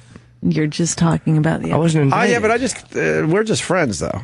Yeah. I know you're famous, but I'm not famous. But we're just friends. We've known each other for it's almost forever. A decade. Yeah, you think you'd be on this show if you weren't famous? Oh, nice. No, you can't get on this show if you are. I'm going to reserve. Hey, doctor. What? Is he going to start singing? After Celebrity Fit Club was canceled, did they give you your soul back? Oh, Rich, why did you call him with this negativity? No. First of all, I was a cool guy in Celebrity Fit Club. Harvey was the mean guy. Yeah. The drill sergeant. You were the normal one on that whole show. Yeah, you were fine on that show. I wish they would just. They should have moved you over to The Biggest Loser, I always thought. Yeah. Tony Two Slice writes, Dr. Ian Smith, what about the shitty blenders you promised the boys back in the day? Oh, they got the blenders. They got the blenders. Wait, Roland, take a mic. Roland, get on the mic. Roland, get on the mic. My mom actually used it and she loves it. It's better than her Ninja. But I never got a blender. Yeah, you did. Oh, no, you gave it to Falcone. I sent you guys 5 blenders. How many blenders do you guys want me to send you? Okay, 5 more are coming. No, I love my NutriBullet, so I gave mine to Dennis Falcone. Dennis Falcone used it, though. Yeah. He loves it, though. He's a sickly little man, and he needs, he's an unhealthy little pinhead of a man. A nice man, but a pinhead of a man. Little pinhead of a man. I love your blender, Dr. Ian Smith. That was just a joke. Hey, by the way, speaking of the blender. Yes. I'm going to choose someone before I leave. I'll leave you guys kick me out in a few minutes. No, but I want to choose someone to get a blender today. So whoever... So you won't send it to him? That's hurtful. Jeez. Eric said it. How is he invited to play golf and I'm not? And I'm very You're nice. the nice guy. I probably should have invited you to I would have played golf. I love golfing around some balls. Have you ever hit balls? I have, yeah. Golfing around, what'd you say? Yeah, I'm having a great drive. Yeah. I said hit. Can you play? Yeah. Okay. Jeez. I was a tournament player. Thank You were a tournament player? Well, not professionally, but an amateur tournament I played. How long? When he was 15. No, probably about 7 years when I was about 23 to 30. Wow. Get out of here. Norton looks like a driver's head cover. That's so true. Has he ever used that before? No. That's pretty funny. Rich, you nailed it. Exactly. Hey. Oh, really? Oh, thank you, Bonnie, for telling me I'm funny. You know what I feel? We like Bonnie being in here. Yeah, why couldn't you let Bonnie have one just couldn't appearance do it. without you calling in? He couldn't do One lousy day. First of all, have you remember when Lethal Weapon, in the first Lethal Weapon, when they were hanging Mel Gibson and taking the battery and the battery cable and electrocuting him with the water? Yes. Remember that? Every time she talks, that's how I feel when she's on my fucking show. Let me tell you something. Oh, if he could yell, he would right now. You know that. I know. My voice is really killed. I don't know why I'm losing. Oh, jeez. That's right. He's gone. Was a long ride to the golf course. As per Bonnie, we hung up on Rich. Yes, that was Thanks, Bonnie's guys. move. But what I was saying was this is Bonnie's day. Yeah, I want to give away a blender to someone right now. And so if you go to my website, Shred Life, SHRED Life.com, I'm going to choose someone who registers. I can see when you register, and you will get a blender sent to you. Okay, make sure you put your email address when you register. We'll email you, and then join our Shred Purple Smoothie channel. I'm gonna do it right now, guys. This is live. Wow, that's really exciting. Yes, it's like there's a lot of times anticipation is just yeah, building. I mean, Wow. Guys. we're giving away a blender, ladies and germs. So I can't win. I tell you, I just can't win. It's exciting, for real, man. It's amazing. Oh, here's so anyway, Roland's going to do it. Thomas Crane writes, I bought his book about weight loss. It was worthless. I lost weight in spite of it. Oh, I don't agree see with that. That's not nice at all. That's not nice. Nor is it accurate. Why would I know he? Dr. I don't Ian Smith's- understand why he thought it was garbage, but he still lost weight. Maybe I was so I'd like angry. to hear more. TC, I love you, man. Yep. I love you. Come see me sometime. Roland's going to do it. Starting when, Roland? I'll do it Monday. Okay, he's going to start Monday. It's 2 How weeks. about he starts now? That is a good point. Let him look. How about he starts now? Yeah, and you know how that I have a goes. chef's dinner, though, on Saturday. A chef's dinner. Yeah. That sounds lovely. Oh, Rich just texted me, get the blender. You got one. We're going to send you. Ken, send her a blender. We'll get your info. Okay, guys, listen, here's the deal. So Roland's going to start. Okay. 2 weeks. Okay. We're going to come back and we got it. Where's our scale? Are you paying for all his fruits and vegetables? Because that stuff is expensive. Yes. He ain't making it here. I know. It's so hard to. Oh, you're gonna. It's Why do not they make gonna the be fruits and fun. vegetables so expensive so people cannot actually do the right thing and try That's to get right. in good health? You're not joshing. Can I ask you a question? You just said fruits and vegetables are expensive? They're very expensive. Take your car to a freaking mechanic. What? Why? It's What? $140 an hour. But that doesn't have anything to do with It diets. does. It does, because guess what? If I'm going to invest, why not invest in yourself? Everyone complains about like being healthy is expensive. Yes, Jeez. the body is like a car. Oh, I see. And it feels really and good. if when you there's a leave it big- on the street with the car with it Yes. running, someone steals it. That's right. Bull's Law Dan writes, bashes Strahan for being on daytime TV, yet he's on Rachel Ray every fucking week. What it says. You're on That's Rachel not Ray? nice. By the way, Rachel Wow. Ray is quite sexy. She is I've sexy. only met her one time at the Bourdain roast. Her energy was so But sexy. you think because her food is sloppy, her vagina will be. And I said that to her, and she walked away. But I'm like, come on, lighten up, honey. Would you guys come on the show, actually? Yeah, in a second. I would To do interview her. what? On the Rachel Ray show. Just to talk to her. I'd love to talk to her. Yeah, we'd do that. So I'm co-hosting this year with her. So, like tomorrow, I'm co-hosting the whole show. All right, so Yeah. what It airs kind, like a week and a half. what can I wanna do talk on to there? producers today. She got mad when I hugged her after the roast. Seriously? Yeah, because she was like, well, can you at least wait till I'm facing you? I'm like, all right, whatever. You know, it's true though that the backwards hug is so intimate. It's the most intimate thing you can do. you, Jimmy, man. I love you. No, she was super sexy. I'd never met her, and you know, some people you just meet have that energy. Like, oh my god, I got it the second I met her. She's I'm got like, great yeah. energy. Oh, So you she's guys would awesome. come on for real? To do what, though? Oh, I meant have We'll her on figure here. it out. She would. No, I meant you guys come on our show. Yeah, The Rachel Ray show. I can cook. I mean, I'll do it in a I second. was going to be a chef. I went to college for 1 year. You hate food. No, I don't hate food. What do you think? I'm alive. I love food. I was going to be a Wait, associate. you were a chef when you were golfing, or no, this was after? the golfing was a joke, but I was going to be a saucier. Oh, now we And don't they know bought- when you're lying. They had all this meat laid out. It was beautiful, man. And we could marble it, and it was great, man. The meat was great. I'm getting you on I'm the a show. saucier. A saucier. Yeah, man. This beautifully marbled meat, man. It was great. I look My forward. nickname was Chef. No?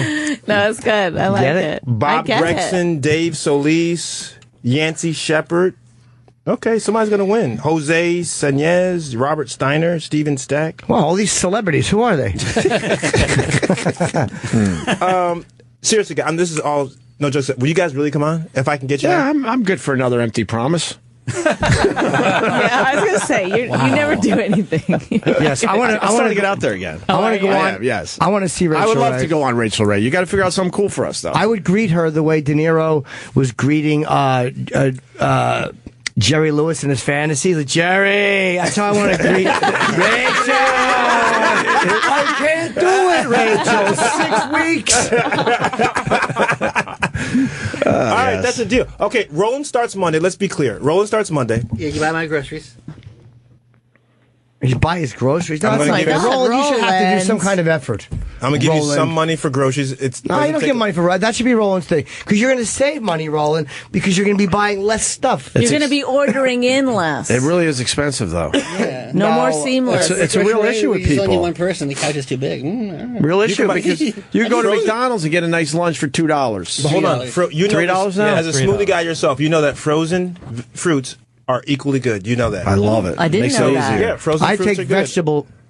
I don't drink fruit smoothies. I just drink vegetable juice. Beets, carrots. I love those ones. Kale, Spinach. spinach. Aren't they bitter though? No. A little bit, but you know slam what? it. You I put slam salt it. in When mine. I'm on that Just slam toilet and everything is just moving along, I can literally swallow gum. 5 minutes later, I shit it out. I'm like, hello, vegetables. I love it. And I have a little bit of ginger and a teeny bit of lemon for flavor, and that's my beverage. I put a little pineapple in there, a little bit. Yes, there you A little see, bit. You know it. You know. I it. don't like to mix my fruits with my vegetables. I don't in either. the smoothie. I like either a fruit No, but hold on, smoothie hold or on. a vegetable. You're missing out. You're You're missing out. Yeah, you take a little kale, put it inside of a purple smoothie. By the way, kale stinks unless it's in a smoothie. Yes, I agree hate with you. kale. I but do like it a vegetable. tastes Like I like all right in smoothies. I put tomato in. I have a juicer at home. Okay, so. listen, Bonnie. How about yes. Bonnie? Go to page 133. This is the signature drink of our smoothie, by the way. It's called the Purple Power Detox Smoothie. Could you eat? I mean, those ingredients. That I know there's kale in there and fruit, but apple juice. Well, when you put fruit in, you can't taste anything. It's one cold pressed apple juice, and you can substitute fresh if available. 1 cup frozen blueberries. Fresh blueberries can be used, but if so, use 1 cup of ice cubes to make the drink immediately cold, which is always good when mentioning I like ice the next cubes one's gonna to be explain fun. their benefits. Because a lot of times people would look at ice cubes and go, what am I going to heat my drink up for? No, that's an incorrect assumption. 1 cup red Anjou pear, peeled, cored, and sliced, and which is also very important because a lot of times when you take a cup and you put the pear in whole, you say it won't fit, so you have to mallet the pear in, and then all of your liquid falls out. So thank you, Dr. M, because you do have to cut and slice the pear up. 1/2 cup low-fat strawberry or plain yogurt. Nice. You should have made these for us today. That would have sold some books. Let me come back. 1/2 cup. Yeah, please frozen come back and sliced- make some smoothies for us. Of strawberries. Substitute fresh if preferred. All right. 1/2 cup loosely packed curly kale. Curly. Stems removed. Nothing worse than a curly kale with a stem, if you know what I mean. I'm gonna have you do the audio for this book. Yeah, 2 tablespoons unfiltered organic flaxseed oil. Juice of 1/2 large lemon. That's Large. even more than I would have lemon due to the sugar. But I would prefer a little bit of a quarter of Why lemon. does lemon have sugar? Oh my God! All of the fruits have natural sugar. But the lemons don't seem. I got a real question for you. Yes, sir. Oprah buys Weight Watchers, basically, or a big stake in it. She made $45 million in one day. What's that about? I have mixed feelings about that. By the way, I discussed it with my friend at the Today Show. You did? Yeah, because I feel like. You're friends with the Today Show. No, I know, but it's a funny way to say it. No, I said a friend of mine who fronted the package. I said it was announced on the Today Show. Oh. She was the anchor who fronted it. Oh. So I had breakfast with her and said, "Talk to me about this whole Oprah situation." And she said she bought X stake. She made X number of dollars. 10% or something like that, and the stock went up to the point where she made $45 million in one day. Yeah. So here's my thing. Here's my happy person, which is, you know what? Anyone talking about improving your health and losing weight, I'm happy. So if Oprah is going to take this on and improve a lot of people out there, I'm very happy about it. That is awesome. The other side of me says, I hope that this is her time. She's really going to do it, right?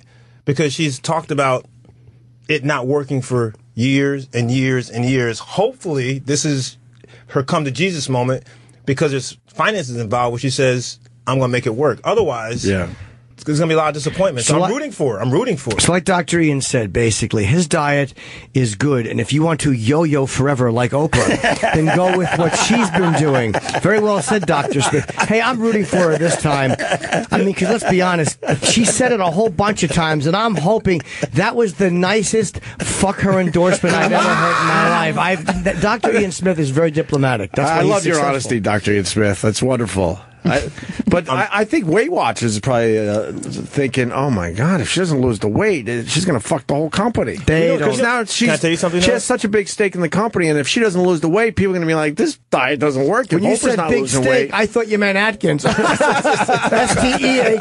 Oh, Jim. Jim, you nut. That's what my new special's called. Am I wrong? But can I tell you something? Because she's now the spokesperson technically for Weight Watchers. So this is what I learned. I'm not going to mention names here, obviously. Sure. But what I learned is that when these celebrities get these endorsements, I said, how does that work? They have benchmarks that they have to meet. Benchmarks that they have to meet to lose weight.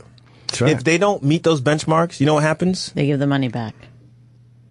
You're out of here. Do you get the money back, though, or no? You just don't? No. So you don't want to mention the any next payment. So you're not They really kick them out. doing the program to lose the weight because the money is the motivation. I got you. You know what? So That's a smart they're way to do basically it. sticking their fingers down their throat and doing whatever they can to get the weight off to get their money. True story. I may get in trouble for this, but you know what? Oh, go ahead. I'm What old the enough. Who heck? cares? Wait, let me make sure your mic's up.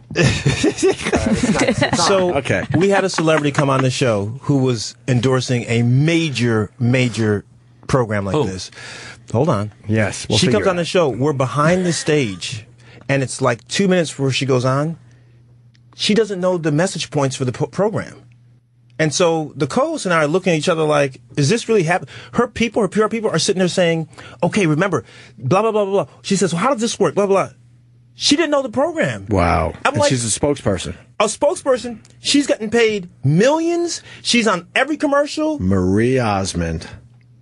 Kirstie Alley. Nailed it! Is Marie Osmond on? I haven't. How did you know? I nailed it. You saw the look. And we Yes. got it on camera. We have it on camera. Viral video. Yeah, but the thing Viral is, how would she video. know? She's a little bit country. She wouldn't know that. Donnie would have known. Donnie would have known. Rock and rollers always know that. Well, she did lose weight, though. And a little she did some- unprepared. Yeah, I'll say I'm a little bit country. So I would just And a say, little bit And don't know unprepared. shit. my point about these celebrity endorsements, if you're an average person, a regular person trying to lose weight, it's not based on the celebrities who are doing this thing. You got to look at the program yourself and say, is it worth it? Am I going to spend this kind of money? I don't care who goes on it. Don't let that. I mean, that's such a hook. I like regular people. I would say a commercial of regular people. A regular Joe down there opening his lunchbox. What do I know? I lose weight. I don't eat the buttered roll. She yells at me at home. What do I know? Drop weight. I pick up bricks. What do I know? I put them down. I lost weight. A regular Joe. Michael Struthers writes, tell that dumb fucking doctor that people don't go to the mechanic every day. Yeah, that was a weird one. I'm with him on that. They don't go to the mechanic every day? Sure they do. Well, guess what? Uh-oh, here we Just go to the mechanic once and walk away with a $3,000 bill. And that will last how many fruits and vegetables? How many months of That's fruits right. And then Did a mechanic screw you over? I feel like that's a I love personal... mechanics. Whoa, Yeah. Let's be clear. Anyone out, listen. It's such a weird. Did you get molested by a guy from Amco? He's like a fat fuck with a beard. No. First of all, I'm a car guy. Right. All right. First of all, I don't love go cars. there until my car officially breaks down. I And love then I'll cars, let so them this take is care not of against everything. mechanics. I'm just saying that there are a lot of things in life that are expensive. Right. You're willing to pay for a car. You're willing to pay for a stupid cell phone bill. Right. You pay $350 at an ATM charge how many times a month, Right. and you want to complain about buying an Apple? Really? I gotta hear that? That's a good point. He's saying if you're going to throw it at the piggish mechanics, you should at least buy a piece of fruit. Come on. Yeah. I'm just saying, you spend money where you want to spend money. I think we got to wrap up. I think we Yeah, ran okay. out of show. Right. officially. Hold on. Macintosh apples can are I- in season right now, so That's they're true. going to drop down in price a little Speaking bit. of which, Steve Jobs is in the theaters. Whoa, can I name a winner before I go? Otherwise, it's an empty promise Nice again. tie-in. Okay, guys. What was Marie Osmond's reaction when they fired her for not losing the weight? I thought she did lose the weight. No, he's smiling because they fired. That's what they were saying. People who registered at shredlife.com for our Purple Smoothie Challenge I asked that a good starts in question. January. You asked an excellent question. You pick a winner right Me? here. You ready? You pick Yeah. a winner. Go ahead. Oh look, I'll go with that person. Same Okay. name as me. Justin Steele. You are going to get a shred emulsifier. Justin Steele. We have your email here. We will email you, get your home address or wherever you want it sent. Justin Steele? Ken That's Miles not your is gonna send name. it to you. No. it's that Justin Fluffernutter. All right, look, we It's really great seeing you guys. we really have to wrap up. Yes. People have been on hold for almost an hour to try to win the Back to the Future 30th anniversary trilogy. Every line is lit. I apologize we didn't get to the phones, but stay there. They'll just give out the rest of them randomly on the phones right now. We got another 4, and they're signed by Lea Thompson. Signed by Lea Thompson. I didn't forget about you. We just couldn't do it live on the show, so stay there. Busy. Somebody's going to like randomly pick 4 winners, and then please, the ones on hold, tell them it's done. Yep. All right, I'm going to go knock around on. A few golf balls with Jimmy's going to hit some golf balls. Come on.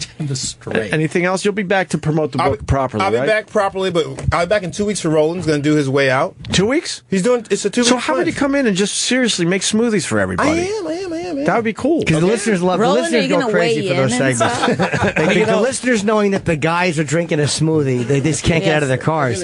Who's going to finish their smoothie first? But it is pretty brilliant of him to get Roland to do this, which means he has to book himself on our show every 2 weeks. Yeah, but it's also bad Dr. because Smith. I mean, people get. I didn't think of that, but that's good. I'm better than I thought it was. It might not sound like it, but I love this guy. I love him. We've been friends forever. Oh, great! It's a big love fest. I'll be at Albany this weekend. Gives a fuck. I'll be at the Comedy Works in Albany. We all love each other, and I'll love everyone who shows up to that gig. Bonnie McFarlane, You're Better Than Me. The book's coming out soon, finally. You can pre-order it on Amazon.com. Oh, nice. Yes. And you will be back alone to promote it. Yeah. Do you talk about your wedding at all in there? No, because this is they said just right before you meet Rich. I think that was. Oh, my God. Because you have a whole book. So I have another book that I just started writing. Oh, cool, because I wanted to make sure I was mentioned, but I won't be in that one. Tweet me. I'll retweet it for you. Oh, thank you. Pre-order your book. Oh, that's sweet. I appreciate You two have it. a little chemistry going on. There's something going on between you two. I've been doing this a long time. He's going to train me. He's going to get me in shape, right? There's a spark. Well, Dr. Ian's in very good shape, and you know he is in very good shape. It drives me nuts. So I was a little angry in the beginning. It's all love. It's all love, baby. It has to be though. It's his whole life. I know, it's his business. but still, it's like. It doesn't have to. A lot of people who are selling, dude. I go nuts with the trainers in my gym with the big fucking beer bellies and stuff. I'm like, if it's not working for you, how are you going to train somebody else? Just because you know the proper way to do the exercise? How about the cardiologist smoking outside the hospital? Yeah, I respect that guy. I respect the balls on that guy because they know it's all just bullshit in the end. They know it's just bullshit. All right, we got to go for real. Guys. Bonnie, thank you so much. Thank you, guys. I appreciate it. Thank you, Dr. Ian Smith. Always Thanks to Terry Gilliam. Thanks to Terry Gilliam and his amazing the book looks daughter. fantastic. I appreciate them both coming in. Yes, I loved Holly. Would you make a baby with her daughter? With his daughter? Would I make a baby into the Gilliam family? In a second. I would be a part of that legacy. I would ruin it. Strong. And Lea Thompson on Back to the Future. Oh, yeah, Day. Lea Thompson. Thank you. So I'm taking off tomorrow. I think Jimmy's taking off tomorrow. Then we'll do a show Friday. Or I'm doing a show Friday. Yeah, I won't be on Friday, but Neil Tyson's in. I'm crying that I missed Dr. Is he a doctor? I guess he is. Yeah, sure. Neil deGrasse Tyson. I'm one of my favorite people alive. I'm taking tomorrow off for a birthday, and I'll be back on Friday. I'm going to miss Neil Tyson. Why is he not in today or tomorrow? I don't know. We'll get him next time. I know, but I still like talking to him. I like asking space questions. We have another physicist in. I want to talk about... We have another physicist in. Is this Neil, the guy from... Neil deGrasse Tyson. Neil deGrasse Tyson. He has a beautiful speaking voice. The guy from the up here. Astronomy and stuff. Yes. Stars and Black space. astronomer. He's awesome. My wife loves that guy. He's a great talker. He's a great guest. I didn't know who the guy was. Yeah, because come back Friday if you're still. He's in New York. great talker. He's a great talker. He literally could talk about anything. His Twitter following is outrageous. Then come back. All right. Thank you. You can come Goodbye, back Friday, folks. We're going to do that show. All right, guys. Thank you. See you soon.